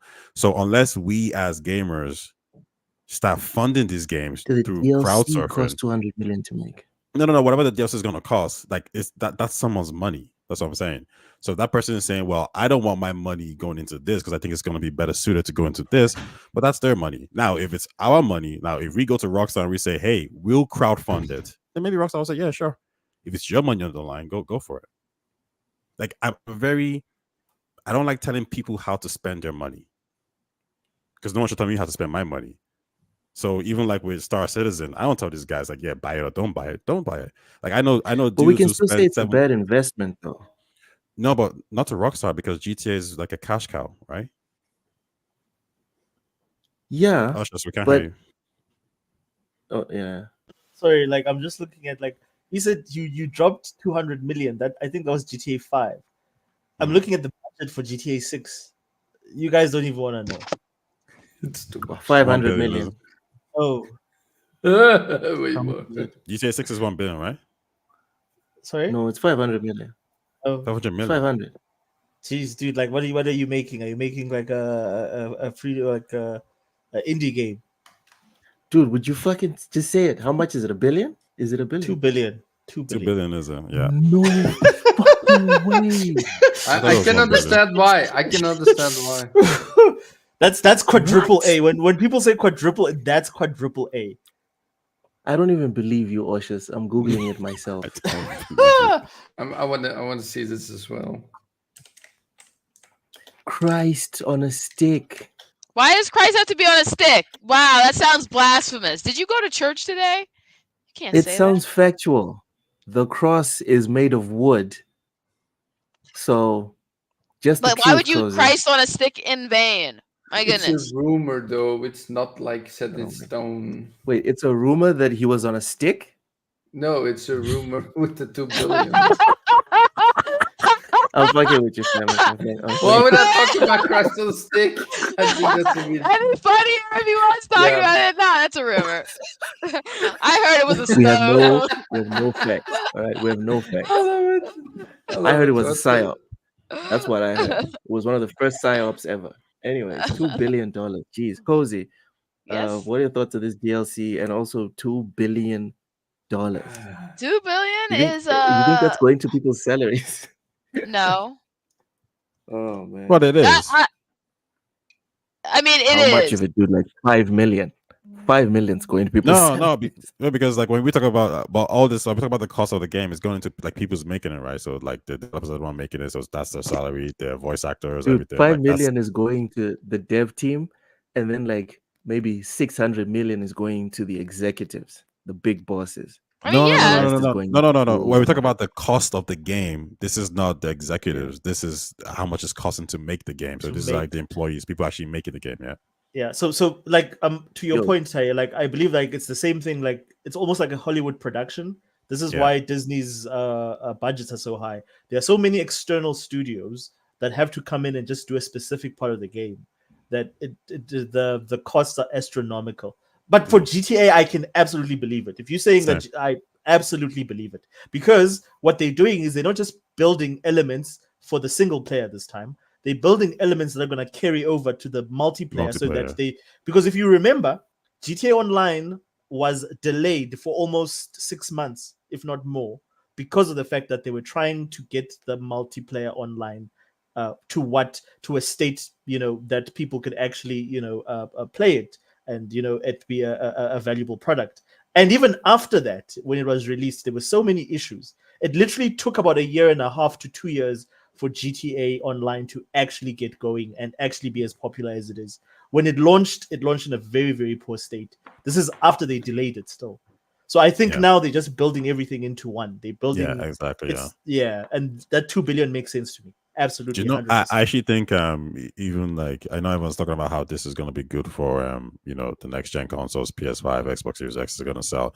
I even think even for VR, if you can get GTA in VR, Oh you yeah. can get even AI. You know, the AI is where you got the NPCs actually talking and stuff like that. I believe like Rockstar's trying to make a game where you can actually live in. Like you could come and play this game like every day and just like enjoy yourself and have a great time. There's so many different things to do, and I think you supplement AR. I'm sorry, you supplement VR with that. It's gonna be a crazy experience.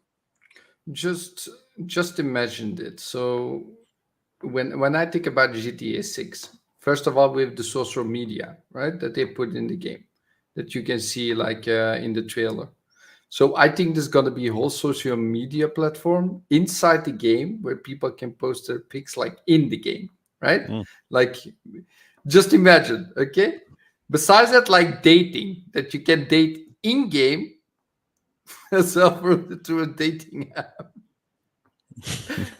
Like you have a second life, like you had second life, right? Mm. If like, That but game then ever come out? in GTA 6, yes, but then in GTA 6, I think they're gonna make it that much of a simulator that it's basically like the same year, like you can play that forever. Yeah, 100%. That's a vibe. I mean, with the money that's going in, that's definitely what you're aiming Exactly. for. I think what Rockstar is gonna do with GTA is they're going to do what I forgot what the company's name is, has been trying to do with Star Citizen for the last 12 years. Oh. And I think That's a when pace. Dude, that game is never coming out as I mean, early it's access. out. It's out, though. They'll tell you it's No. out. They tell you all the time it's out. No, like you can What? buy pieces of the experience, but Yeah, like it's the out because they tell you that's what they say. The people no, that it's not spend like out. $10 bajillion No. on it. No, Yeah, it's they've in early access. Yeah, like what would it's all in early access. It's like you can buy specific parts of specific, but all of that stuff is not finished. Like Or you can pay the $48,000 package and yes, have every ship. but That was still, you wild. don't really have a full game to play or to Yeah, you sort of like. do. It There just is doesn't no have full much to do game. yet. It doesn't have all the extra bits. Just It doesn't have the game bits, Cozy. It has. I Like, think I know what Cozy is saying, like in the sense Yeah. that there's a game there, and think of Star Citizen as a live service game. They're just going to keep updating it over and over again. So you could go there and you could probably put 200 hours in and have a good time, and then you probably fall back and say, "I'm done here." I but think what they nothing need is to do, finished though. Yeah. nothing is finished. But is anything ever finished in a live service game?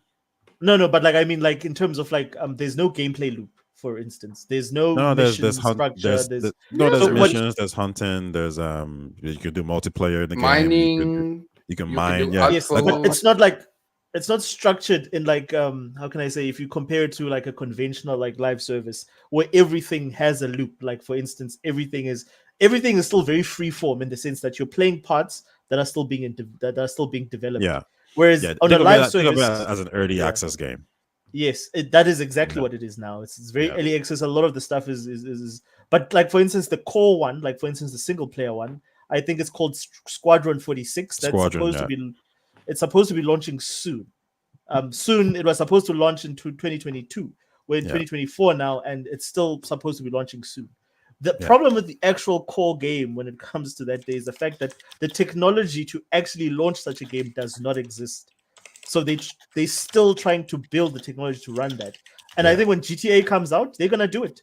And I don't know, like we'll see if Yeah, we'll see where it ends up. But I think Rockstar can pull it off. They have the resources. 2 billion sounds right to me.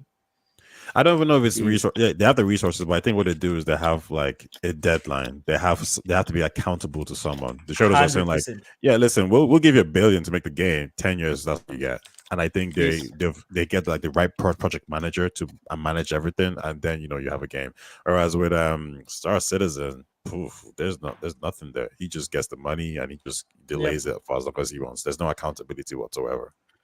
It is currently officially, it is currently the most expensive game ever developed in terms of budget. It's sitting over 500 million. Yeah. I mean, I'm not going to count GTA 6 because we can't officially account for that number. By the time currently, GTA 6 comes out, Star Citizen will have surpassed it. Maybe. Possibly. No, That's a joke. no, Joke. yeah. I do want to say, like, when it comes to GTA, nothing compares to GTA. It is the Yeah. best. It's the most successful game in the world by far. I Yep. think most people know GTA by now. You say GTA, everybody knows what you're talking about, even Yep. mainstream, right? So that they're investing this kind of money as well into it, right? And also in the previous in GTA 4, it's just normal, I think. I mean, GTA is a huge, huge IP, and I just understand why they did what they did. I do not. I could not accept somewhere with the DLC as well because I want to talk about it. Ashes, you took the words out of my mouth. Indeed, the multiplayer was not great in the beginning. It took a long time to get out. But that's also the reason why they canceled the DLC, because they needed to get that Yeah. out as soon as possible and do all that stuff. Yeah. Um, so yeah, that's what I wanted to say about that. All right, so let's talk about Osh's favorite video game right now. Oh, The it's a good first game. Descendant, Yes. hotfix Yeah. 1.0.1 improves PS5 performance, makes gameplay tweaks, and more. So, developer Nexon has released the first Descendant. I keep calling it Defendant, which brings some much needed improvements to the game after its rough launch. You wouldn't know it from the way people are shilling for it. So on gameplay, knockback and knockdown recovery times have been sped up by 1.5 times, and the maximum usage of the Etalic shield skill per phase has been reduced from 2 times to 1 time. There are no changes to the first Descendants heavily criticized monetization, obviously. However, which some have called microtransaction hell. Oshus, I asked Matt this on Friday. Oh, it's Yeah. your turn. Please tell us why this is the greatest MMO It's well, available. for one, like I'm an advocate for hot characters, and they only just have hot characters in the game. So I to think the me, human race. I think the human race is an advocate for you hot would characters. geez, like you'd have fooled me if I look at all the characters we have in gaming now. Like, Oh, come on, dude. They just like sprinkled a couple. You got triggered. please, Anyway, please. back to your But yeah, so point. for me, like I love like how beautiful the game looks in terms of like because I believe it's on Unreal Engine 5. That's what got me in the Correct. game. Everything is just so well. It's a gorgeous game to look at. I've the game that I almost got into, I think, was Outriders. That was, to me, that almost got me into this type of a game. But Outriders was just, there were so many technical issues that I couldn't get into it. This game to me is everything I've ever wanted in a multiplayer game. It's easy to get into. The gameplay loop is very addictive. It controls very well. On Xbox Series X, it runs like a dream. I have not had any sort of dips or issues with frame rate. And yeah, so but like for me, overall, it's not an amazing game. But if you're looking, if maybe this is, I don't think if you are a guy that plays looter shooters, this is gonna impress you. But if like me, you're looking for something to get you into looter shooters, this is a great first game to get into. I love everything about it, almost, except for the freaking it's the drop rates are ridiculous for unlocking characters. It's like 20% drop rate, so you have to play some missions like 6 to 7 times, sometimes 10 times, just to be able to get one part to be able to craft a certain character. It's really annoying. To me, that's the only negative I've found so far. Someone told me if you're Like looking pretty big for, negative. you should probably play Warframe instead. Yeah. Does Warframe have hot characters?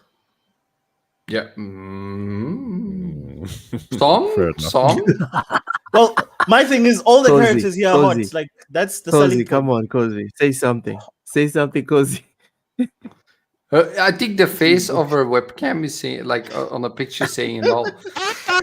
You are weird if you find any character in Warframe hot. I'm You're sorry. into weird. Oh, okay, so Warframe is not for me then. But yeah, Warframe. That's why I have no interest. Had no interest in it immediately after someone who had played it told me it was basically like imagine Warframe but worse. Because in Warframe But you can even earn premium currency just through playing the game and selling things. no. There's like anything. So this is the thing, right? There's nothing in terms of the in-game, in terms of like play to win.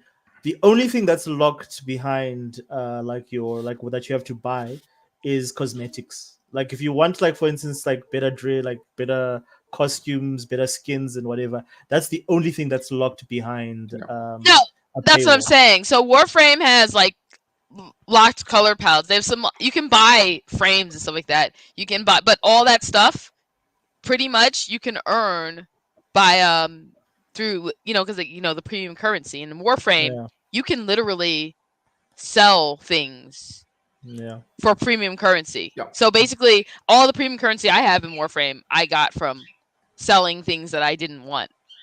Okay, but are there hot characters in Warframe? No. Oh my goodness. Oh well. All right. It's a no for me. Wow. Is there? Matt said that there was a campaign in First Descendant. Not really. There's just a whole bunch of missions that. Yeah, Story? there's not really The story. There is a story, but you're just doing a whole bunch of missions. So you've got pink. You've got like it's just they tagged pink, and then you've got side missions that are tagged in blue. So if you do all the pink missions, those are the ones that sort of progress the story along. And you can call that a campaign. However, they have an end game. So once you've finished a lot of, like, for instance, the pink missions, it will lead you to a big, like a boss, a level boss that you have to fight. So if at level 10, there'll be a level 10 boss who's like a giant, sort of like Elden Ring type character that you have to take out. And then once you do that, then you will then go on to the next one. There's about 10 of those, and then that will then lead you to the end game for the thing. But yeah, it's just an easy game to play and get into. I think it's accessible for everyone. And again, like you're playing, it must be easy. Yeah, and I don't play these sort of games. Like, I mean, I couldn't get into Destiny. I thought Destiny was so convoluted. Warframe, I've never tried. I've heard a lot of people that have. I tried Outriders, but then it's like that game was so hard to get into. Like, I wanted to like it, but it was very difficult. This one, it got me, man. And the fact that you can get like a maid's outfit and the nurse's outfit, and good. All right, for me as all well. right, all right. Let's go ahead. Yeah. So I played the game as well, a few hours, right? And I see the treadmill, like in Warframe, is exactly the same. You need to farm for a specific part for every character.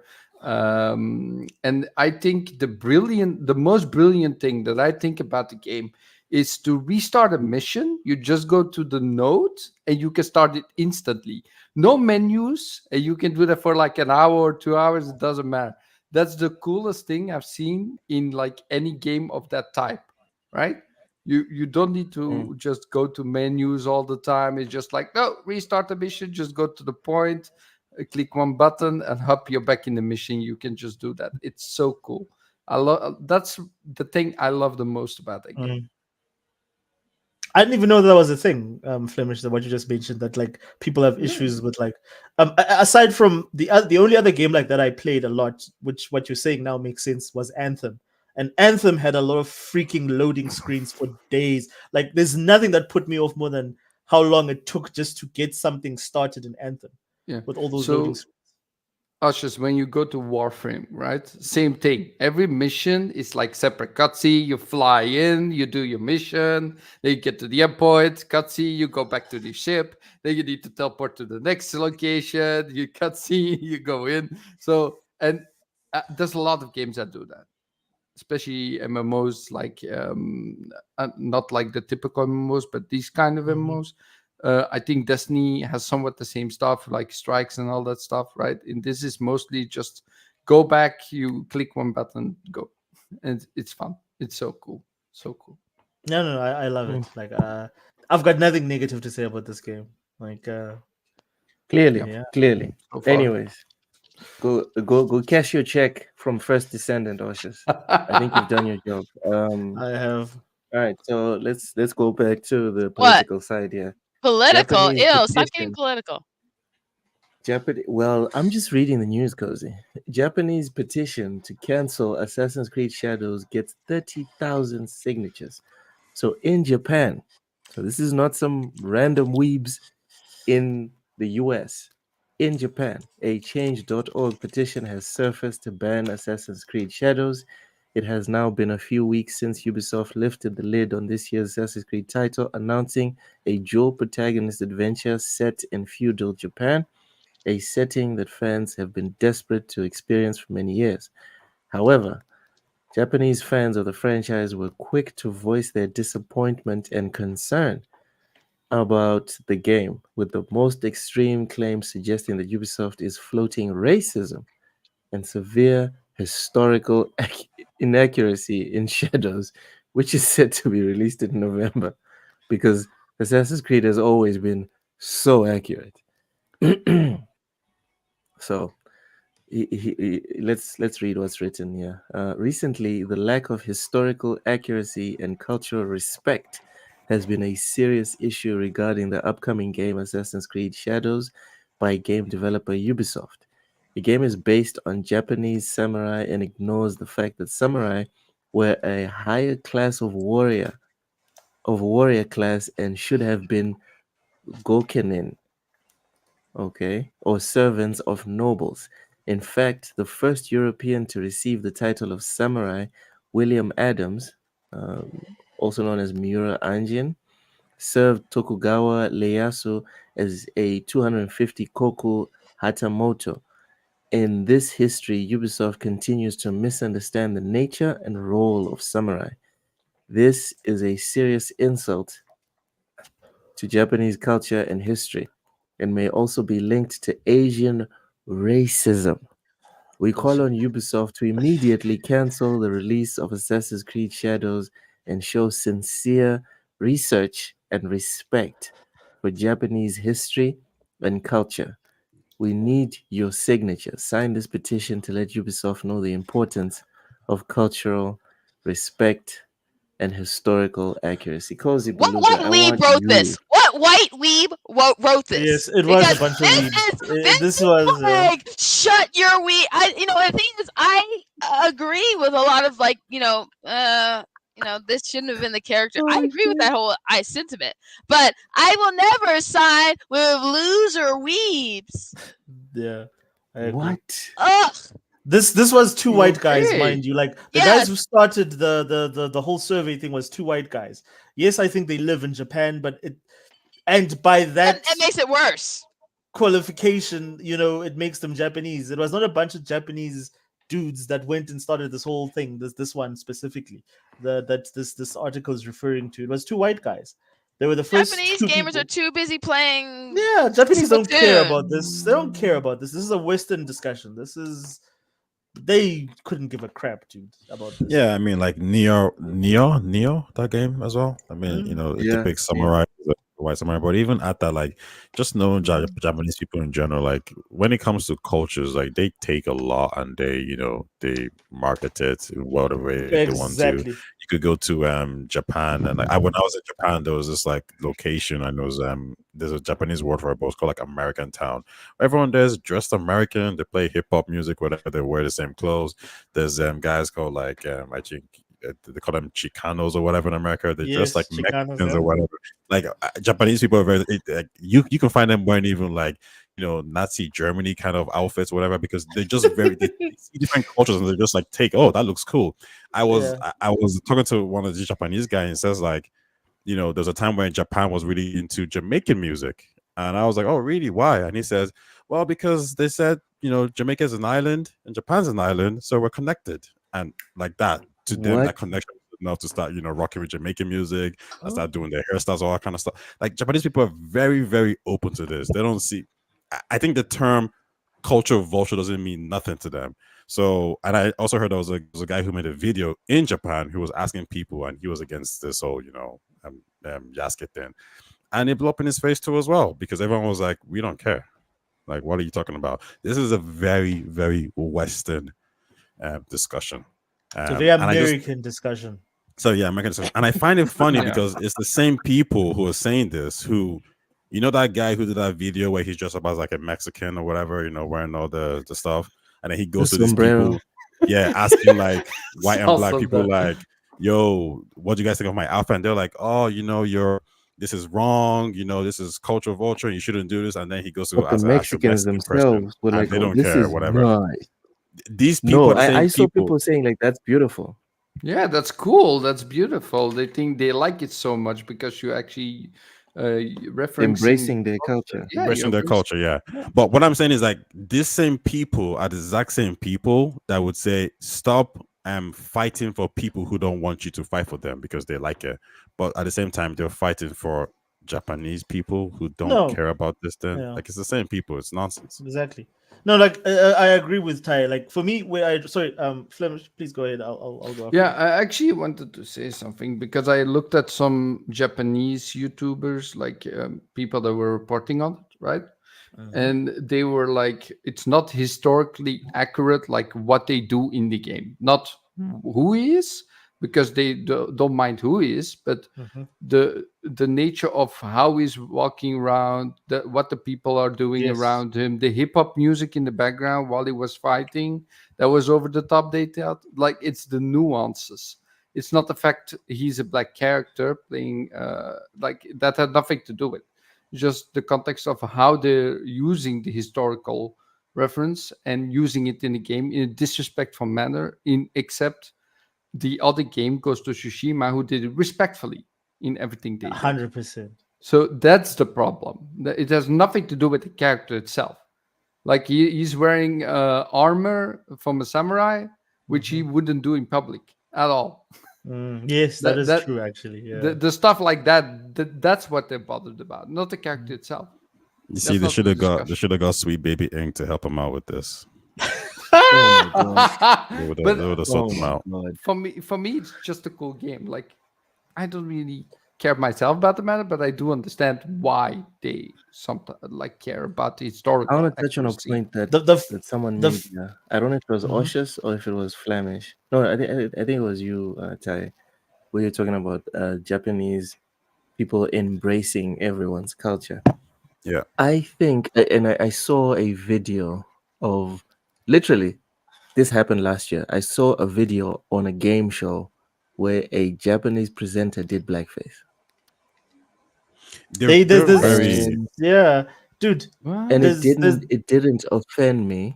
It didn't offend me because of what you said right there earlier, Tai. The way they see people's culture, they don't see it as some esoteric thing to be glared at and then pussyfooted around. They see it as something that it's made by people. We are people. We are going to take this and we're going to enjoy it in every way possible.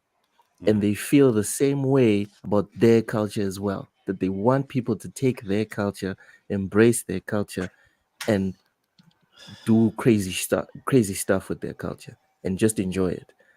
Yeah, they like you walk around in Japan with a kimono, like they don't care. No one's They- offended. They probably walk up to you and be like, "Oh, that's cute. That's it." They're probably more interested that like a foreigner's wearing it, like, "Oh, somebody's embracing our culture." And listen, I'll say like in like I don't want to speak for anyone, but in Nigeria too as well. Like you walk around with like saying African Nigerian attire, like no one cares. But it seems like if you do that in certain countries, maybe United States or whatever, and people will trip, people will go crazy, people will be like, "You can't do that," whatever. They have it's a very different type of mindset that the Americans have. I'll be to everyone honest, else. most people don't care. You have to search for like 5 people that actually care. Most people absolutely do not care in the US. Okay. Really? Yes, So white guy and puts on most people. some dreadlocks. Uh, That's cool. I mean, your most pushback you're gonna get is because the white people that have dreads are usually viewed as filthy and stinky. I don't know about that, but where did the term cultural vulture come from then? Damn. Culture vulture is something kind of different. So culture vulture would be the way something that is of that culture is not acceptable until white people do it. Like Drake. Yes. Excuse me? Yes, actually, that would be I a don't good. understand. No. Honestly, it's because he pretends like he's from the hood. like Drake is a culture vulture. He is. He pretends like he's from this culture that he's not. I really He's don't an like that term, affluent- cultural vulture. to be Kendrick honest. told I find it Kendrick very- told me so. It's a weird name. I mean, Hold on, Cozy. Please explain the difference between being a culture vulture and embracing someone else's culture.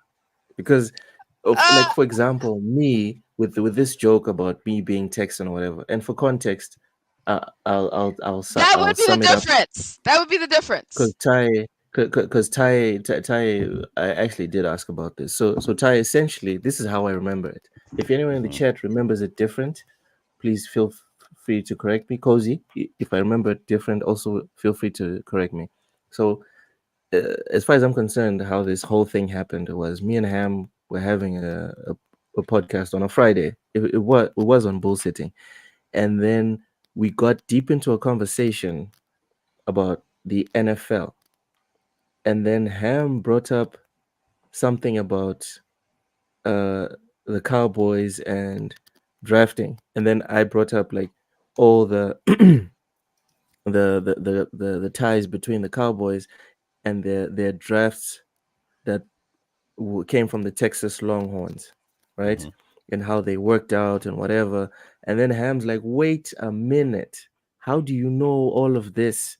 And then you claim to be from Mozambique and whatever. It's like, no, but I watched the NFL and whatever. Then he brings up some stuff that I disagreed with, and I didn't just disagree. I brought up different examples and whatever. And then he was like, nah, you know too much about Texas sports, because it wasn't just NFL. I know about the Longhorns. I know about Texas Tech. I know about the Mavericks, the Rockets, etc., etc. So that's where the meme started. So Cozy, I'm now going to post. I'm going to post two questions to you, right? So the first one is, if a foreigner that's not Japanese but is obsessed with Japan is a weeb, what's a foreigner that's not American but is obsessed with America called? What do you call that person? And second, what's the difference between being a culture vulture and just someone that embraces someone else's culture? Was that too much, Cozy? How you act, the behavior. You. Sorry, you need to restart. You need to restart, Cozy. Okay. The difference You're is muted. The difference is the behavior and how you handle it, how you interact with it. Like you, for example, the joke is that we constantly tell you that you're this. Like I have a friend, she's from Sri Lanka. And the joke for her is similar. She's like the most American person you'll ever know. Yeah, like jokingly, it's like she's like, hot dogs, baseball, football, but you need to introduce me to this friend of yours. Just like interacting people who appreciate things about a place, whereas they come with some sort of almost ownership of that culture. Ownership. Like sort of like, that entire idea of like, this is our petition to say we need to protect this thing. Oh, I think from what I understand, culture vulture is when somebody is making money off your culture, right? So if me, for example, I decide to make Japanese food, whatever, I'm all about my Japanese attire. I'm taking their culture and I'm basically kind of making money from it. No, that but would be Sound bad?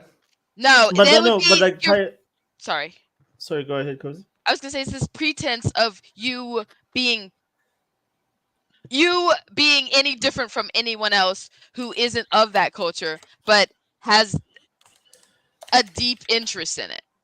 The reason any of this is gaining any traction is because of the fact that people have a problem only when white people do this. You could do this. You could do an Asian thing as a black person. No one cares. You could do something as a Japanese person that is from like Indian culture. No one cares. But every time this stuff picks up traction, it's always because white people, and it's always when a white guy does something or whatever. That's not true. I actually think that is true. I've seen enough black people, I Asian think it's people from super I different think it's only cultures. partially true. Okay, here's why it's partially true. It's because Yeah. white people will initially be the one to be like, "That is bad. You suck for that." Yes, And then exactly. when they get to start doing it, it's like, "Oh, it's cool now." No, But but I like don't think that Cozy, matters though. yeah, but like Cozy, again, it's white people calling out other white people. That's the point. This is it's the thing Not that you guys always. no, but like it's the thing that you guys have in America, which is it's either you're red or you're blue, or you're left or you're right. So if people from this side do a certain thing, then of course we have a problem with it. And again, it's never anyone, it's always white people within those two like factions or those two groups of thinking that are going to say we have a problem. When you actually go to the people of the culture, no one cares. Like no one cares. Like whether it's black people, whether it's Asian people, no one cares. But there's people that get offended on behalf of people. Like, oh, how dare you do this? Do you understand where these people came from? And it's always the people that are not from that culture, which is Yeah. weird to me. Like, and it's an American thing. It's a very much, and I've seen it so much recently on social media, and it's got nothing to do with the actual groups. It's like now these two white dudes getting offended for Japanese people expropriating Japanese culture. That is what this whole thing is.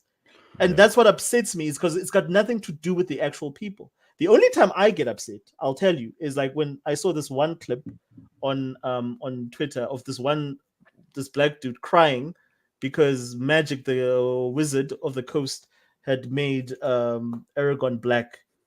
And to him, this was like such a touching moment. He's like, I finally feel represented because they made Aragon black. And to me, is I get so angry at that. I'm like, how is this any form of representation of you? Like, it's either you liked Lord of the Rings as it was, or like to me, that is what upsets me. That's what gets me going, is that like you guys will not like we could give you African stories or stories They wouldn't from like Africa. them. They don't actually want them. No, that's not what they want. They want to be represented. They want to be, and I've said this before, they want to be a knight in middle in medieval Europe. They want to be a samurai. As a cosplayer, this reminds me of a very pertinent cosplayer conversation about how people talk about like all the racism and such in the cosplay community. And my observation was that a lot of the people that complained about it weren't going to, they were looking for it. They were looking for positive reinforcement from places where they were not welcome. And I'm like, why? Go look for your stuff. And the thing is, because I was like, I cosplayed some of the, and I think it's like I would always just do obscure stuff, and so a lot of people would just be like, "Yo, I don't care what color your skin is. This is my favorite character. I've never seen anyone else cosplay them." Okay. Look at Flemmy. Can I say it's just weird that some people like wanna bring characters over to other cultures that just don't like the story of Aragon, let's say, right? He's a white dude, period, right? And that's the thing. Like, and why? The thing is, Why does it need to be black all of a sudden? Why does every movie, like TV show, needs like a certain amount of color, people of color, people of LGBT? It's the same thing, right? Like now everybody needs to be included, and I feel like why can nobody keep it separate anymore? Because it's racist, because you can't do that, because of the fact that now you exclude. And my thing is like, this is the thing, is like if you're going to say to me, and they did this in the games, in the Shadow of Mordor and the follow-up Shadow of War, they had an African character in the DLC, and they told it as part of the lore. You knew which region of Lord of the, like in terms of like, because there's different realms in Lord of the Rings. There is a realm with brown people, black people, and whatever. And he had come via the ships or whatever. I can't remember what the story was, but he was not from Middle Earth originally. So, like, for me, if you build it into the lore and you explain it lore-wise to say this is how these people got here, it makes sense. But for me, where it takes me out of the lore is when you just randomly include people just because of the fact that you want to target a certain demographic and then you want them to feel included in your story. Then what you do is you break the rules. It's the same like when you tell a historical story. Like even when you tell the Gladiator. In the Gladiator, there was a lot of if you look at the Roman Empire, there's a lot of it that took place in Northern Africa. So you can have African characters because it makes sense in the lore. But in Middle Earth, you can't just randomly have black elves because there's lore behind the elves as to why they are like that. Yeah. You can't just do it like they did it on the Amazon shows. You have to respect the lore. Otherwise, it's not the same thing anymore. It's just Oceans, cosplay. Oceans, how That's can my you say thing. you can't just do it like they did it in so and so and so?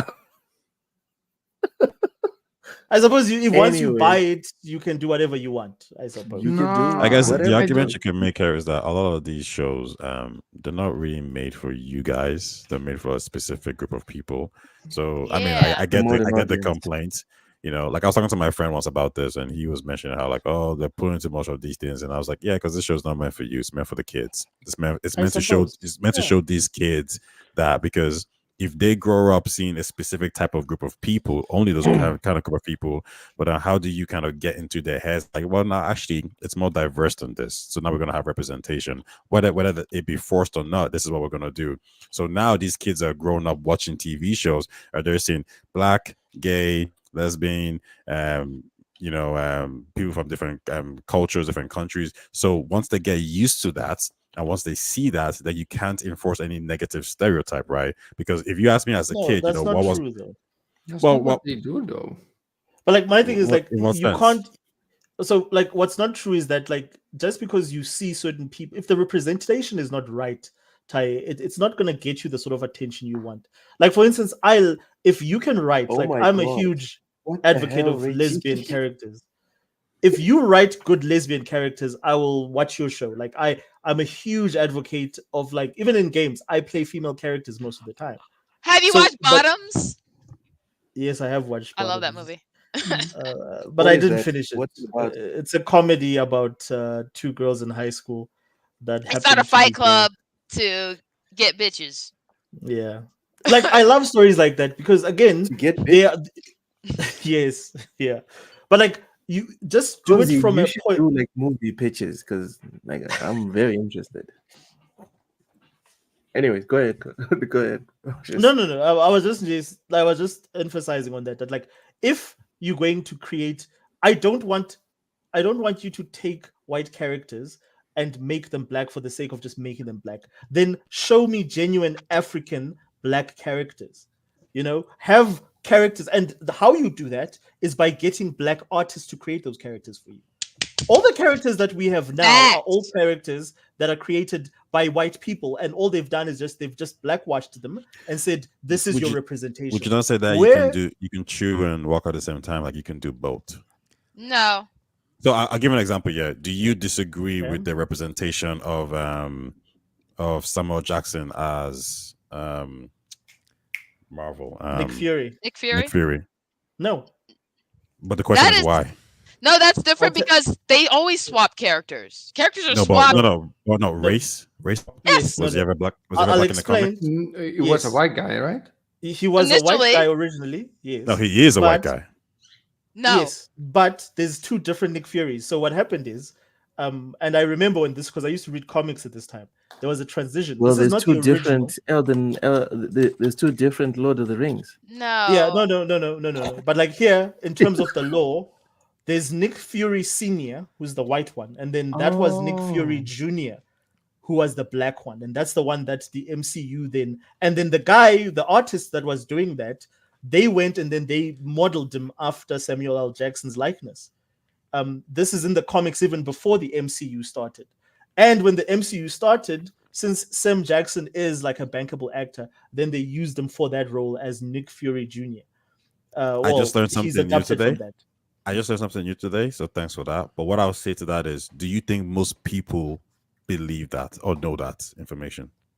No, but then again, can I tell you something else? Like, Go ahead. if you do something competently or you use an actor that is of that caliber, it's the same thing. Like no one cares that. Like I saw that they put Denzel Washington is in the new Gladiator 2 movie. regardless of what character he plays, he could play the Emperor. No one cares. It's Denzel Washington.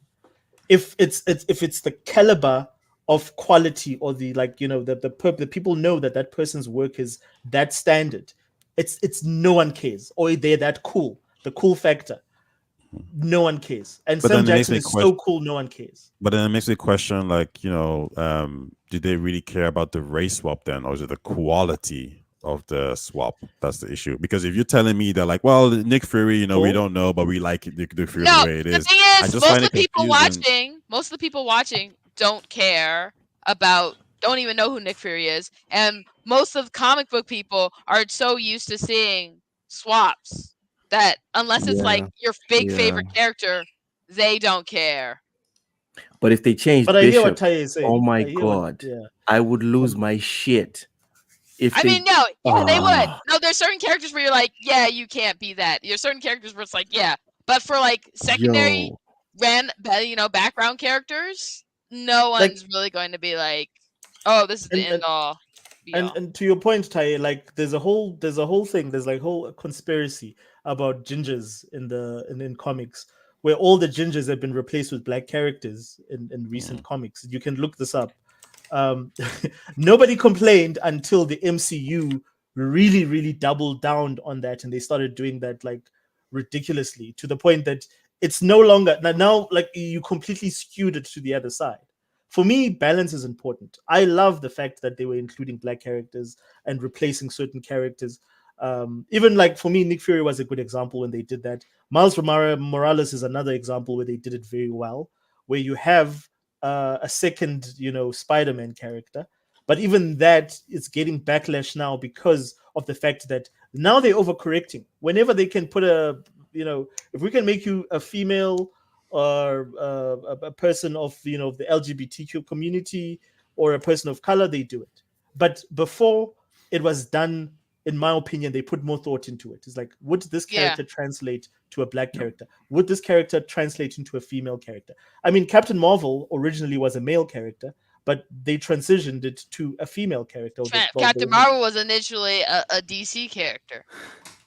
Can I move Hold on, Flemish. Wise Old Gamer, welcome in. What's up? Sorry. Can you leave? Hey, Wise. No, I'm here. Can you see me? Can you hear me? I'm getting ready to go. We can hear you. We can hear you. We can't see you. Cool. You can't see me. Yeah, I'm having tech issues. Plus, I had to. I have to go to work. No, you don't. You just want to leave. I know. I really technically was supposed to be working at 4. I thought you loved me better than that. I really was supposed to work at 4. Your stuff. Plug your stuff before you go. Tell people where they you can find me Thursdays on 4GQ TV, Fridays on here on Bullsitting, also Fridays getting absolutely shit-faced with Wise, and Sundays Majestic Mayhem. And later on tonight, I may or may not start torturing myself by beginning a playthrough of Elden Ring. Ooh, yes. Cozy, look up Albethium's guides. I don't use guides. It makes the game so much easier. Fuck that. Tell me the guides. I need to know because I'm fucking tired of this game. I just want it all. Dude, I can give you a video that gives you a lot of tips about a lot of secret things. Weapons and whatever. I mean, not like weapons, just mechanics that you don't know about. Yes, because they're not the most Elden Ring, unfortunately. Back in the day, you know what I really miss about games is those little manuals I used to get in the games. They told you how to play the games and everything. It was a good shit read, like you would sit on your commode and read it, So I miss that. So Elden Ring is not that forthcoming with their information. It's sort of like, here you go, here's your character. Figure it out. And it can't be that bad. It's actually when you go into your inventory and you go all the way to the last tab, you will see a lot of information of all the different things in the game. I'm a Monster Hunter vet. Yeah, but sometimes you just want to get into a game and just start playing and like figure it out on your own. But you can't sort of do that with Elden Ring. You sort of have to like do your homework. Yeah, you can. Someone had to. Maybe I just don't have the time for it. How about that? Like that's the whole story. dude, look, I got 3 jobs that I'm running at the same time, that I'm doing at the same time, in addition to playing games, in addition to doing the podcast. I need a fucking break. Feed me, spoon feed me, goddammit. I want to be spoon fed. You know what I'm saying? I sent you the video. Thank you. I'm sorry, but yeah. Thank you. All right. Let's get to the next topic. Splinter Cell director says Metal Gear Solid's clear rules showed the team how stealth should be done and set the rules for any stealth game. So, for anyone that wasn't sure, right? If you weren't sure, here you go. The director of Splinter Cell says Metal Gear set the template and they just followed suit. So I don't want to hear it anymore about, oh, Sam Fisher this, oh, Splinter Cell that. All right? It's a great franchise. It's not Metal Gear great. Anyone have anything to say about this, or can we move on? Go get a towel, Luke. Okay, so let me say something that's gonna piss you the freak off, and I'm looking forward to it. Okay, here we go. Ready? Okay. All right. Okay, and I'm doing this just to piss you off. All right. Okay. They said Metal Gear, right? They didn't say Metal Gear Solid 2. They didn't say Metal Gear Solid 3. They didn't say Metal Gear Solid 4. They sure as hell didn't say Metal Gear Solid 5 because there was not much stealth mechanics when you're watching a movie. But Metal Gear, you could. They a whiff did well. A whiff and a miss. Wise. A whiff and a miss. No. This is Metal Gear Cell Solid director. is. I'm going to give This you is your credit for Metal Gear Solid. director. No. Let me finish. Metal Gear Solid. I'm going to give you the credit for. Okay, I'm going to give you the credit. But that just doesn't say. That doesn't mean how it should be done. But that doesn't mean somebody can't take that same mechanic and evolve on top of it or make it better. And no doubt. That's what I'm saying. Okay, it shows how stealth should have been done, and I think Splinter Cell took that and ran with it. And if you compare the stealth in Splinter Cell, even compared to some of the stealth mechanics in the latter Metal Gear Solids, it does not hold a candle. Carefully. Oh my God. All right. You're muted, Wise. You're muted right now. Taye, Flemish, do you have anything to say? No blasphemy on Metal Gear. Well, the biggest blasphemy I can say is I played Metal Gear Solid 1 when it came out on PlayStation.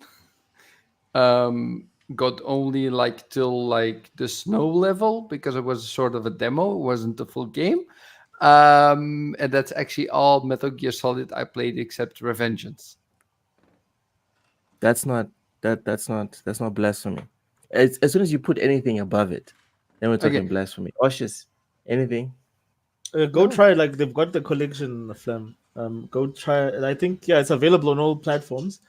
It's got the first 3 games. Yeah, it's got all the 3 games. I think. Look, the first 3 games are definitely worthwhile. You will know whether or not you like the series after you've played half, maybe the second one. You'll know. Well, actually, after you played the first one, because they all play identical. Dude, all the first one is super long, dude. No, it's not actually. It's the first one is actually quite short.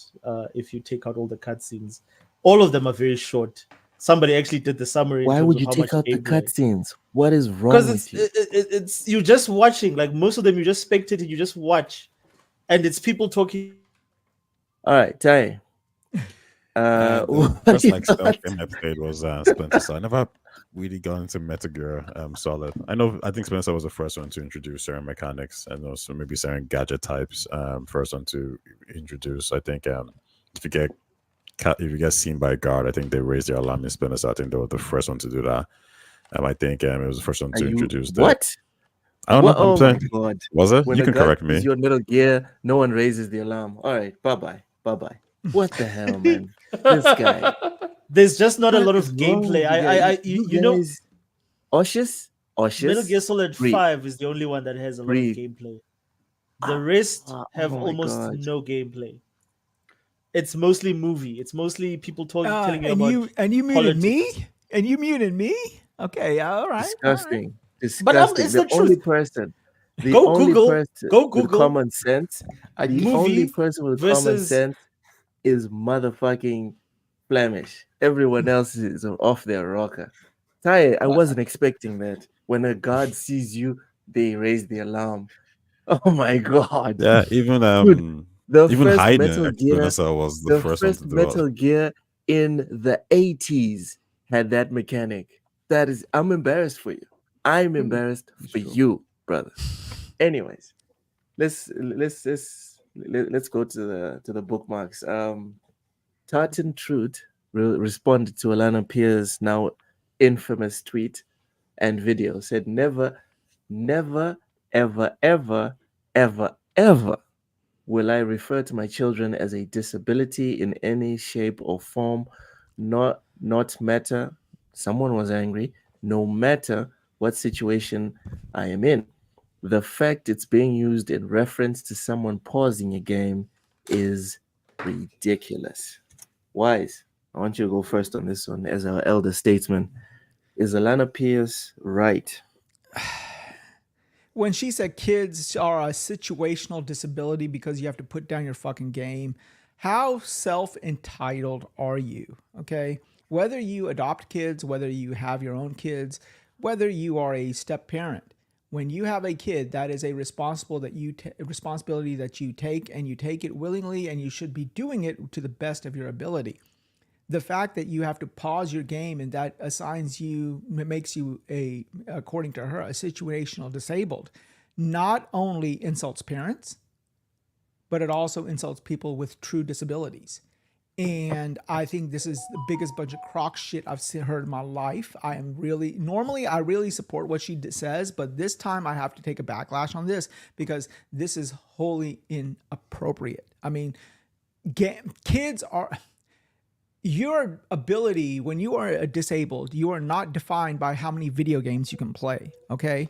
Loke, on our podcast, we got several individuals with disabilities, and they play games, and to qualify them to say that to just minimize what their disability is by equating them to somebody like me who has to put down that game because for the time being, because I got to watch my kids.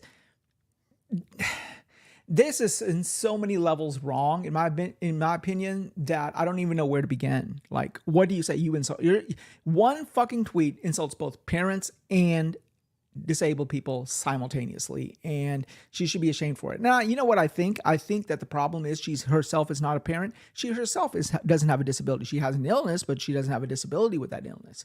Disability in medicine is defined as a situation in which you are unable to do normal range of movements. Okay. And she has an illness, but she's not disabled. So I think that this is very short-sighted of her and probably the most entitled statement I've ever heard her say up to now. In Twitter. So that's just my piece on it. Well said. Well said. The old man has walked into the building, ladies and gentlemen. They Ty, call me the Wise Old Gamer for something, right? Ty, is she out of line or is she spot on? I think somebody posted an image, and in that image, is it Microsoft Docs, it actually said, well, situational disability is a disability where you can't do certain things. So like pausing, I don't know anything about this kid stuff, but like pausing, for example, that could be a situational disability. I think where I see the conflict is people are getting triggered by that word disability. And for me, the question isn't how do I perceive that word, is what is the real meaning of that word? So if Microsoft and people are saying, no, there is a term called situational disability, who am I to say, no, I don't agree? And that's basically it. Who decides language? And as you guys know, with me, I'm very, I like to be specific as possible when it comes to language. Who decides that the word up does not mean up anymore? Who gives them the right to do that? So, to Wise Old Gamer's point, the word disability, it's not up to a corporation. Well, not yet. maybe in some dystopian future, when we're now living in the cyberpunk world, right? When corporations decide everything, that's how it'll work. Today, in 2024, corporations do not decide, not yet, Thank what God. words. But I don't think it's a corporation though. I think it's actually like this might be, I don't know, maybe where you guys are Because located, there might be something. the defense is what you're saying there. I saw that defense. So that defense is that because Microsoft says But hold on, it's Microsoft true. didn't say a disability; they said situational disability. So now the question is, forget about Microsoft. If we Google situational disability now, can we find a source for it? Because you can say I don't like that word being used this way, but I guess your point is irrelevant. Everyone's point is irrelevant. The question is that word an actual word? And if it is a word, then it is what it is. And then we go back to the debate. Was it me and Oshus? Oshus, we were talking about Miriam. I know, I think it was me and Ham. We were talking about Merriam-Webster updating their dictionary every 2 weeks, and Oxford updating their dictionary every few years, and having like a lengthy review on the so-called updates. Whereas the Merriam-Webster dictionary is essentially fucking Wikipedia. You just have to have enough activists say that up is now down, and that's the truth now. But language does change. We can't dispute that language is always changing, right? It changes, but the reason changes, why but there the are certain review of words Oxford it changes, but what you guys are failing to realize is there are certain keywords that are intrinsically linked to certain situations that no matter how much you may want to change that word, it will not. Okay, period. So, for example, if you think about I mean, this is a bad example, but this is the only one I can think of right about now. Let's say, for example, people who were with, how do I say a word and how do I not it's really weird for me to say this because I don't think it's appropriate for me to even mention the next word that I want to use as an example because I don't think that it is appropriate for me to be even saying Try and that find word. another example. Another example. While you try and find another example, Yeah. the thing for me is checks and balances. All right. This is why we need to gatekeep medicine. This is why we need to gatekeep the sciences. This is why we need to gatekeep fucking language, bro. Because, and this is why I use the example of Wikipedia and Merriam-Webster dictionary. With Wikipedia used to be just about the facts, and that was it. They changed how it worked. Even the founder was very, very, very upfront with it, talking about Wikipedia is not just about the truth anymore. Now it's about how many people you can get on to say the exact same thing.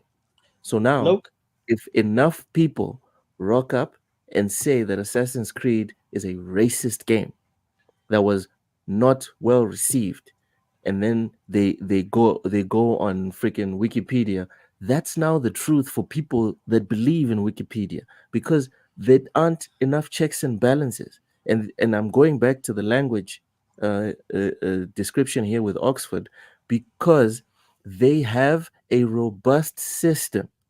So if any changes are made to the English language through the Oxford system, it wasn't 20,000 people from California that wrote letters and sent it to Oxford and it went through. There were scholars that checked to see, has the English language actually evolved this way, or has the English language in that specific region evolved? Do you get me? But look, would you not? But this is different though, because they're not changing something; they're adding something, right? So if you want to say disability is disability, Dude, right? And you have maybe adding a is also disability. changing, brother. No. No, because if you're saying this is a situation disability, you've created something new. Now it is a separate category. Yeah, but you can create something that's not real. Look. And you need people to tell you if what you're creating has foundations, if it has merit. This Just because you're making something new doesn't make it so, oh, we're just being additive, right? We're just being additive, so it's fine. It's not. It's really not. So Flemish, Yes. if there's one Metal Gear, and Noke, I'm coming to your point that you made a very brilliant point that actually I posted. I don't know if you guys can see it in the chat. I put a clip from Metal Gear Solid 2, where this is the genius of Hideo Kojima. Oh God, you know you're gonna get You're gonna get brownie points for that one. He predicted the current dilemma that we're in now. Brownie points. Hey, you're just doing that just because you want to be on Loke's good graces. No. You use that example just because you want to be on Loke's good fucking graces. Let's be honest. Why would I want to be on Luke's good graces? I don't really see the link. Of all the damn games you could pick, of all of this media content you could pick, you pick the one game. Showing. Okay, so that means that I think YouTube blocks. Yeah, YouTube. I think they block it. They block links. I'll DM but it. I put it on the screen for anyone to. Yeah, to I wanna. Yeah. But so this on Metal Gear Solid 2. Oh God, here we go. Okay. Hideo Kojima, 2001. I'll go after. I know what you're talking about. Ocean. Please don't quote Metal Gear. Okay, Flamish, don't quote Metal Gear Solid 3, please. You know, I do not want to say anything about already, that. You know, he predicted today's dilemma, where exactly what Loki is saying is where information is so readily available. There's so much information out there. It's hard to sort of determine from what is factual information and what is information that informs your own discriminations or your beliefs, which is exactly the situation we're in now. Right now, we're in a situation where nobody believes, like if I'm on one side, and it's the same thing I was saying to Cozy about the whole red and blue thing that sort of has started with America and is now going through the rest of the world, where if I'm one side of the think tank, if people that I only listen to people that believe similar to me, and I only trust sources that support what I already believe. And that's exactly what's been happening. We saw this in COVID. We saw this after COVID. We're seeing this in politics. People are now only believing what their sort of echo chamber is saying or believing. And he predicted this stuff in 2001 in terms of, the whole thing with Metal Gear was that the AI was saying you humans can no longer make decisions because of the fact that your thinking or your thought process is so compromised that you only think in echo chambers. You only believe what the people that are within your echo chamber tell you is fact, tell you is true, because they believe the same thing. We've always been that way, though. We've always been no longer made. But what Loke is saying is that there was always curatorship that was able to determine what is fact and what's not. The problem now is that curatorship is on the internet. Once the curatorship is on the internet, then there's no longer a source that is the go-to source that you can trust to give you the definitive answers. Everybody has their own sources. And I just find it ironic that this dude predicted, and he even links memes and genes into that whole thing. And this was in 2001, where the AI comes out and says, we're going to take control away from you guys because you guys are no longer thinking for yourselves. We are thinking for you. The only thinking that you guys do is tribal. You think according to, well, I'm a Democrat, I'm a Republican, I'm black, I'm white, I'm Asian. That is how you guys think. And that deters or that distorts the facts of what's going on in the world. And we're the only ones that can now decipher information correctly. And I think this goes into this whole thing about... There's no more critical thinking. And anyone that is willing to look at information and try to form their own opinion is now problematic. Well, no. Here's the thing. Back in the day, there was a huge let's go even further back. Let's go back into the 1490s with colonialism, basically, when it started. There was a mass movement in the world to assimilate everybody into, I guess, a certain population metric. Like you were either a part of this upper echelon race group or you were beholden to that upper echelon race group. Be it like like with Indians when we were enslaved by the British. Famously Africans, you know, the whole story with America and everything, and in other countries as well. So you either were a part of this Aryan super race, or you were beholden to that Aryan super race. Then with everything going on, even when we abolished slavery, generally speaking, in all of the Western communities, there was still a backlash of keeping things separate. I mean, in America, famously, the Jim Crow laws did that, right? So, you know, they kept blacks separate and minorities separate from the white people, with fountains and bathrooms separately and everything. But there was still like that division. And then there was at this point of like assimilation, trying to make everybody sort of the same thing, like what we call whitewashing. You know, that's when when I was growing up, that's why it doesn't bother me to see my gaming characters be the same, generally speaking, up till now, a white male or a whatever, right? And I could play him as an Asian man. I didn't think of myself. I would never have thought when I was playing back in the 80s, I would ever see an Asian guy as a main character. I mean, having a white guy was irrelevant. But then, like, the thing has happened that, you know, thanks to social media and everything, that we've sort of, every group has gotten their identity. Like, we're like, okay, well, shit, we're Indians. There's nothing wrong with being a fucking Indian. And just because you're an Indian doesn't mean you are greater or lesser than the Caucasians, or greater or lesser than any other race. You are your thing. Same thing with the different African tribes, or different African countries and different Asian countries, etc. And the problem has become, now that we've become so that way, is there any way of going back? And is going back and trying to sort of make everything a homogeny again and make everyone understand both sides of the spectrum a good thing? I don't know. Because I think that in today's society, thanks to social media in many ways, people always are quick to criticize. The one good thing that social media did was bring our cultures together. I live in Alabama. Okay, probably the most racist country in the state, in the union. Dude, there is more Indian culture and community in Alabama than I've ever seen in my life growing up here. And I've been here for 49 Native American, years. not Indian. Yeah. Is it Indian or Native American? No. Indian, like Indian from India. Oh, okay. Subcontinent India. You know, like Indian culture, Indian music, Indian clothes, Indian food. And you know what that is from? That is from people saying, you know, hey, our culture is relevant too, because, you know, social media grouped us together. So when you guys always say, when people say, oh, okay, because there's no opposing viewpoint, everyone is in an echo chamber, was that necessarily a good thing back in the day, where we were sort of being duplicitously, psychologically being whitewashed? And that's my question. Is it necessarily a good thing? Yeah, there is a degree of isolation, but then there's a stronger degree of community within each group than there ever was.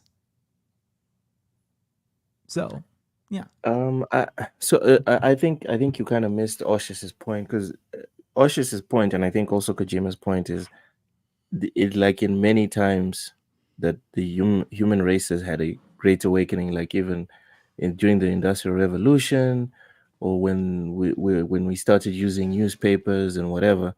With the advent of the internet, we had an opportunity, and just like all the other opportunities we've had to unite and push for something better for our race. And when I say race, I'm not even talking about fucking black, white, or I'm talking about the human race. Well, species, basically. We got a chance again to unite and strive for something awesome. And again, we failed. And Kojima pointed it out in 2001, before the internet even reached critical mass. I think that was the point. No, Yeah, I mean, go ahead. So the only thing I would disagree with, like, I get what Wise is saying in terms of like The internet has united people in certain aspects, but the problem I have is the information, in terms of like what people consider factual information versus. I mean, the term fake news is popular for a reason, and it's because of the fact that people, like, there was, when I was growing up, there was only one news, and that's the news that you saw on TV. That was fact. You didn't have to go watch CNN if you are liberal, or Fox News if you're a conservative. There was just one news, and that was the facts, and that was the story, and that's what everybody reported on. Whether that was maneuvered or whatever by government, we can speculate on that. You know, we can always say, I mean, going back to 9/11, that there was other things happening. But what I'm saying is that today, people, if I'm right, or I'm right leaning, you know, regardless where I come from, I am going to believe right leaning influences, and it's worse on YouTube. It's worse on YouTube, because YouTube has even made that even far more fragmented, where people only going to subscribe to influencers that report news from their slant. If I happen to be progressive, I'll only watch progressive news. If I'm conservative, I'll only watch progressive influencers that report news. So for me, to Loke's point, is then what happens to the actual factual news? How do we know? Like, and that's what's happening. And this is what the AI in Metal Gear Solid was saying, is that you guys can no longer be trusted to curate your own news. And as a result of that, it's going to affect how you guys evolve, how you guys sort of associate with each other. And, you know, natural selection itself is compromised because of that. So what we're going to do is we are going to curate the news for you. We are going to tell you what is right and what is wrong. And that is what that AI was saying, because you guys can no longer do that. And as a result of that, you will not be able to evolve to the next step of humanity, basically. Can I say Powerful. Yeah, it's possible. But I'm telling you, Kojima's a fucking genius. Oh, Go ahead, God, Flemish. here we go. I don't know. Can Like, I? Actually, go ahead, Flemish. My bad. Yeah. So I wanted to say, first of all, You don't see TikTok- Splinter Cell going deep like that. Go ahead, Flemish. Yeah. Okay. Yeah, you know what Splinter Cell wasted time on? Actual stealth Oh, mechanics get the and fuck out of gaming. here. Get the fuck out of here. So Flemish, go ahead. I With wanted that, to Flemish. say, like, the amount of people that actually get only the news from TikTok, which is not even factual because they get fact checked. Most people are just like made up doctors or other kinds of stuff that only get their information from TikTok these days. I just looked it up again. Is 14%, especially younger kids, right? One of the reasons why probably TikTok gets banned in certain regions, I would say. Besides that, though, about Elena Priest, right? This section. This, to me, seems like a case of wanted to be extra careful how you're going to say something, because like you have nice language, but you also have harsh language, right? Like when we were younger, when it was like the 80s, 90s, I still remember back in when I was young, people didn't like really give a care about how they said stuff, right? They did, like most people did feel offended. So instead of saying situational disability, would just say annoying kid, right? Can be annoying while accessibility is concerned. And these days you have to be careful, especially when you're a more known person. So maybe she just used, in this case, the wrong words that she thought was, in that context, what she thought was the right words. And then other people see it differently, but she has a different opinion on those words. And people create their own language that way. It's not just about a group of activists. Like, people change language in their own head sometimes. I sometimes do it too, even in my own language. Like, I say stuff that's not even like, most people don't understand what I'm saying, just because some words I interpret differently than what they mean. You see? And that, I wanted to say that about this stuff. I got a question for you guys. Forget about kids. Forget about Alana. The term situational disability. What example can you give that is a situational disability? Or are you saying that term should not exist at all? I think the term should Eating exist. eating KFC, and my fingers are oily, so I can't touch the controller. No. I'm saying forget about games, forget about all that kind Oh of stuff. my What example of situational It ability can doesn't you fit actually give? Anything. It doesn't I can't fit think of any. in my I can't opinion. think of anything. Can you that- imagine like maybe a kid growing up in a maybe gangster filled location and has parents who are maybe abusive? Could you say, well, because of his environment, it's situational that he does have some type of disability in terms of learning and progressing in Oh life? my god, no. It's too nice of a language. That's not how No. language works. No. Yeah, Wait, like it's wait, too wait, broad. wait, That's wait, not a wait, dis- wait, wait. that's I not don't a understand what you mean how disability. language works. Like language evolves and changes over time. Yeah, but Yes, like I know, You but can't use people your have. definition of language and say, well, this is what it is. No, like I believe the English language in the last like a couple of hundred years has like it's completely unrecognizable, right? These are the exact same Yes. words that have changed, and the That's exact true. same meaning has changed. but the so Because it feels like yeah. we're like old people crying and complaining, say, I No, don't but change. the thing is, this. No, the change Taye, can to your happen, point, but it has to make sense, dude. We can't change it for Yeah. the sake of changing it. No, yeah. but So what I'm saying is Taye, like, but I guess I'll say this shit. Like when we think about the term disability, when it was probably first coined up, it was very limited, and as time went on, it started to encompass different types of disability. I probably can guarantee you there was a Can- point where mental health was never seen as a problem, right? But as time went on, maybe ADHD, maybe PTSD, we started to include these terms into that term disability. So I guess I'm confused why all of a sudden it's closed off. We can't do nothing anymore. Okay. Again, what- me personally, I did not say we can't do nothing. That's why I So- brought so- up Oxford in comparison to the Merriam-Webster dictionary. All right. So- My problem is these situations we now find ourselves in, where either corporations or a group of people can just wake up and decide that there's now a new term. So Taye, In Taye, my opinion, there Sorry, needs to be governing bodies that need to be respected to then do their jobs. All right, that's how you're talking about the English language changing. These same governing bodies, your Oxfords, etc., these same institutions have been changing the English language, but it has to make sense, dude. We can't sit here and then, because 10% of the human population that speaks English decides that situational disabilities is a thing, now it's a thing. All right, it needs to become a thing because the majority of us agree that the English language needs to evolve in that direction. I don't believe that today it has evolved to that. Go ahead, Oshis.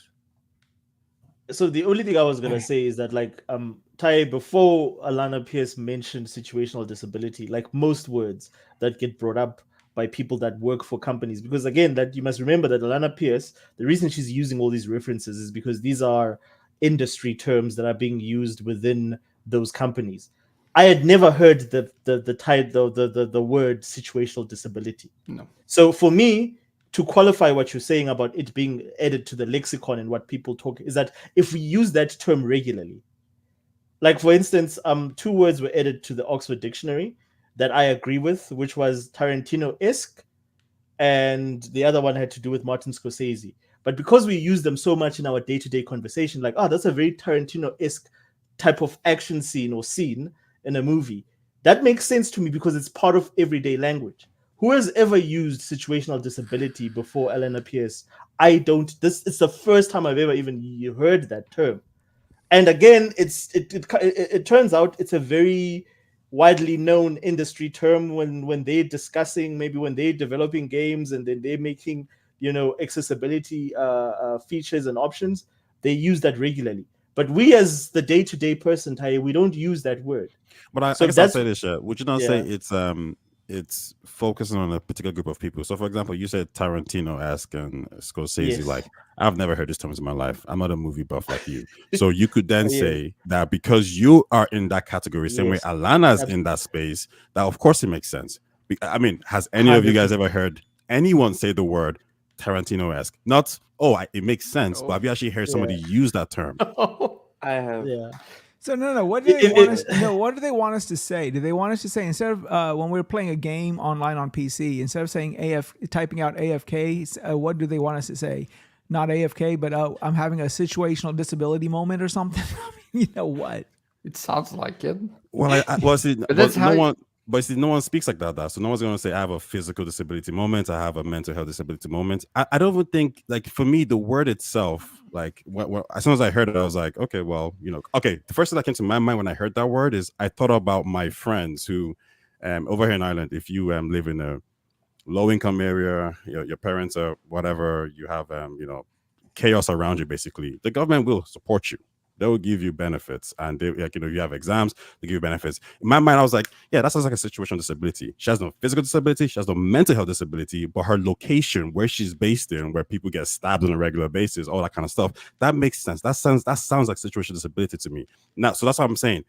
We don't have to agree with the children part of things, but the term itself, I'm like, well, what's wrong with the term? That seems normal to me. Can I already say that 3 people on this panel are already changing the word in what they think it means, and that there's no context behind it? Like, this is what it means, definition of it? Like, we already have 3 different kinds of, like, this is what we think it means, right? That's the difference between language and personal, like, flavor of what you think it can be, right? And Sorry, I was gonna say that's why Kojima is right, and we need to let we need to let AI do the thinking for us, because they can distinguish Let's put between. this guy on center stage. Have y'all keep going, have y'all keep heard telling of us why Operationism? Kojima's right. Can I say, Hold on, one more thing? Hold on. No, I just Ushers, wanted keep to telling us why add Kojima's that. right. Go No, ahead, I just go ahead. wanted to say that, like that is why the AI, that's the logic of the AI in the entire, that 15-minute, it's a 15-minute conversation. The whole logic of it is that all of us are compromised, regardless which background you come from. You are compromised in terms of how you view information. We as human beings can no longer, there's so much info. This has never happened in history. All our information has always been controlled. For the first time, we've got so much information that we cannot decipher anymore in between information that's useful or information that's going to make us better. It's all about information, what's relevant to us at that moment. So we need some sort of a higher, power or a higher intelligence to be able to categorize that for us. Essentially, we need a dictatorship. No, but like what the AI, yes, that's what the AI what? was advocating, is that the AI is saying democracy is a failed process. No, it's not going to change your decisions. It's going to filter the information that you make decisions based upon, because of the fact that it will only be based on logic. It's not based around a human being's thinking. It's based around a calculated system, which is, again, that's what AI is. It's But just that's what I mean. based Like, on, if you have a system in place like democracy, where the actors are all compromised, then democracy as itself fails, right? yeah, well, that's what the AI is saying, is that your democracy. The AI is saying a dictatorship is what you need. No, not human dictatorship. Basically. Dictatorship by an intelligence that is independent, that is not human. Because you and I have feelings about things. AI does not. It's deciphering only the information that it's given. I agree. I agree with everything a lot what you're saying. I just think we as a group of people, like, we've never been in this situation before, but like, we're so successful as a race. Like, we've done so much, done so good. And I think whatever chaos happens will just self-correct. Like, people will turn bad and people turn good again. I can't see. Are you sure? Yeah, for sure. Yeah, like look sure, Taye? Look at history. But like but like, don't forget that once we introduced social media and once we introduced the internet to human beings, our history changed, like, completely. How we make decisions now is completely different to how we made decisions, I would say, pre social media, pre the internet. We make decisions completely different, like how we used to historically. In the last, I'll say, the last 30 years, we've drastically altered how we do those things. So we can no longer look at the previous thousands of years of accumulated human experience and say, well, this is what is going to happen, or this is going to give us, what's going to happen in the future. But don't y'all think there's something kind of weird that technology sort of got us into this mess, and we're looking for technology to get us out of this mess? It's kind of Sounds like Matrix like. That's actually cool. Yeah, so I'm like, that doesn't make Look, kinda. Well, have y'all heard of this theory called accelerationism? What? Accelerationism. Okay, Is it so connected to transhumanism? no, okay, so here's how it goes. Okay, so apparently a lot of historians believe that we are on all society is on a repeating 4-year cycle of things. So there is the crisis phase, then there is the peace phase, then there is the growth phase, and then there's like the discontent phase, and then you go back to the cycle again, right? So the crisis phase is like World War II or whatever, and then the growth phase was like that generation that we always look at in the 40s, the generation that came right after World War II, which was like the most greatest prosperous, generation. the greatest generation. Then you had the 60s with the social countercultural movement, which sort of lended its way into what we have now. And then now we're going back into a cycle, people believe, into that fourth cycle of crisis with wars or whatever, right? Now there's historians that support it. There's historians that show evidence to the contrary. That is an academic discussion. However, accelerationism says that, okay, if we're on this cycle, then in order to get to the greatest generation cycle, you need to sort of get through the crisis. So it's better to go ahead and hasten that so that we can get into that positive aspect later on. So there might be a situation where we're trying with all these companies and the AI and everything, they're looking at like, oh, okay, well, this society is pretty fucked. So we might as well go ahead and take this to its logical conclusion, which is basically, isolationism and, polarization, and let that play out. Because after that, we're going to get to a sequence of peace again. So that is the idea. So maybe all of this social media and then AI controlling our news thing is just big corporations, which basically what the world is run by, is just, hastening the inevitable. Yeah, my friend speaks about that a good bit as well. He's I could believe that. he believes it, but I do think when I think about like right now though, we're so aware of everything. Like the fact that we can have this discussion, me from Ireland, other parts in Europe, Africa, United States, like we're also tuned in to what our leaders How are come doing your country gets the name and the US? because no one else is important. Flemish That's gets what- his continent. Me and Oshers also get our continent. The fuck? which is your continent, Africa or United States? I'm not sure. Oh, this guy. All right. Get to No, your it's point. a Get to a your country point. called Africa. I think there's yeah. I think we're at a stage where like like Ushers is right about certain things, but I think we're also tuned in like how many people are talking about Yeah. like Joe Biden's debate, all that kind of stuff. I think back in those days, like we were very oblivious. The leaders would tell us whatever we want to believe, and we'll follow it. Like back in those days, it was very easy to join a group of people. Like look at what Goebbels did in Nazi Germany. Like that's a lot easier to do. Whereas now, because you could just block all the information out. Now, if you try to block, if anyone tries to block Twitter or Facebook or any news sites, yeah, people are going to protest. People are going to be angry about that. I'm not saying for every country, but there's a lot of countries that they're not going to accept that. So I think I don't know if I'm just optimistic. I just think things just right itself in any way. So it's okay. So you with not- Wise Old Gamer that this will self-correct. Yeah. The only difference now in this point in time in history is that we are introducing the last time this happened where we are now in this juncture is probably us, the Neanderthals and the Cro-Magnons, where you had different types of humans. For the first time, you have a different type of intelligence. You understand? We have created a different type of. It's still very young. It's still very immature. But we've all seen. We've predicted it. Our minds have predicted where that's going. And everything we're doing right now, which to me is insane. Like everything, everywhere you go is AI. We are programming this other intelligence, and we're making it smarter than us. You do understand? We're feeding it informations, we're feeding it decisions on a day-to-day basis. So we're introducing a new intelligence. So where I don't believe that will self-correct Wise is the fact that this intelligence and how it responds to all this if it ever gets into a position, and again, it will be through some sort of a corporate intervention or whatever. We've predicted this in fiction already.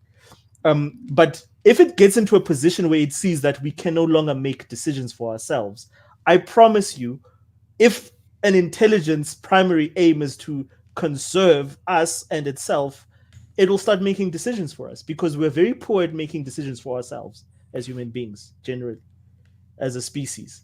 We've proven that in terms of the systems that we've chosen. So it will eventually start thinking for us. And then with Elon presenting things like the neural link, where you have a computer now linked to your head, it's not far-fetched. We're not living like it. This is not stuff that is just science fiction anymore. This is stuff that is going to be fact. And on that rosy note by Mr. Oshus, we will be ending this week's show. Thank you so much. All the fun. I am so optimistic for the future of the human race after that rant. Thank you so much. Mr. Tire Talks, please plug your stuff. Tell people where they can find you. You guys can find me at Tire Talks, TAYETALKS, on Twitter and on YouTube. All right. Oshus, with your sunny disposition, please tell people where they can find you. So primarily, I'm very active on Facebook, on Xbox Players South Africa, or XPBSA, and everywhere else. If you just type my name in, whether it's Facebook, Instagram, you should be able to find me. Is that a Black Panther? Oh yeah. This is the power of the Black Panther. Okay. You sound tired, man. Are you okay? You talking to me? Yeah. It's jet lagged. I can't make noise. I'll tell you more after the pod. Flemish, plug your stuff. Yes. One thing though, I do want to say the humans will destroy themselves. We are a destructive race. That's my point. Besides that though, you can find me here on the show. And you can find me on the show with Calibrax 01 together with Loke when that happens. That's it. All right. Wise Old Gamer, plug your stuff, brother. Yeah, Wise Old Gamer with a Z. You can find me on PlayStation, Xbox, Nintendo, Steam. What else is out there? X, whatever you want to call it. Yeah, do a show every Friday called Wasted with Wise at 6 p.m. Eastern. This week's podcast was phenomenally funny. Enjoyed it quite a bit. If you've not seen us, please check us out on YouTube. It's Wasted with Wise. And again, every Friday at 6 p.m. Eastern. So yeah, that's pretty much it. All right. Thank you to everyone for joining us on this crazy ride. Cozy Beluga, Raichi, Mike Johnson, PS5 Blows, Sir X-Man came here for a bit, Mr. Too Opinionated, Mr. Inferno Games, and was here today? Cool. Yeah, he was. Everyone else that came through, thank you so much for watching. We have shows every single day on TSWS. Make sure to come through on Tuesday though, because I'm not sure Ham's gonna be available tomorrow. But come through on Tuesday for the lowdown, same time as today. Thank you so much for coming through, everyone. Bye bye.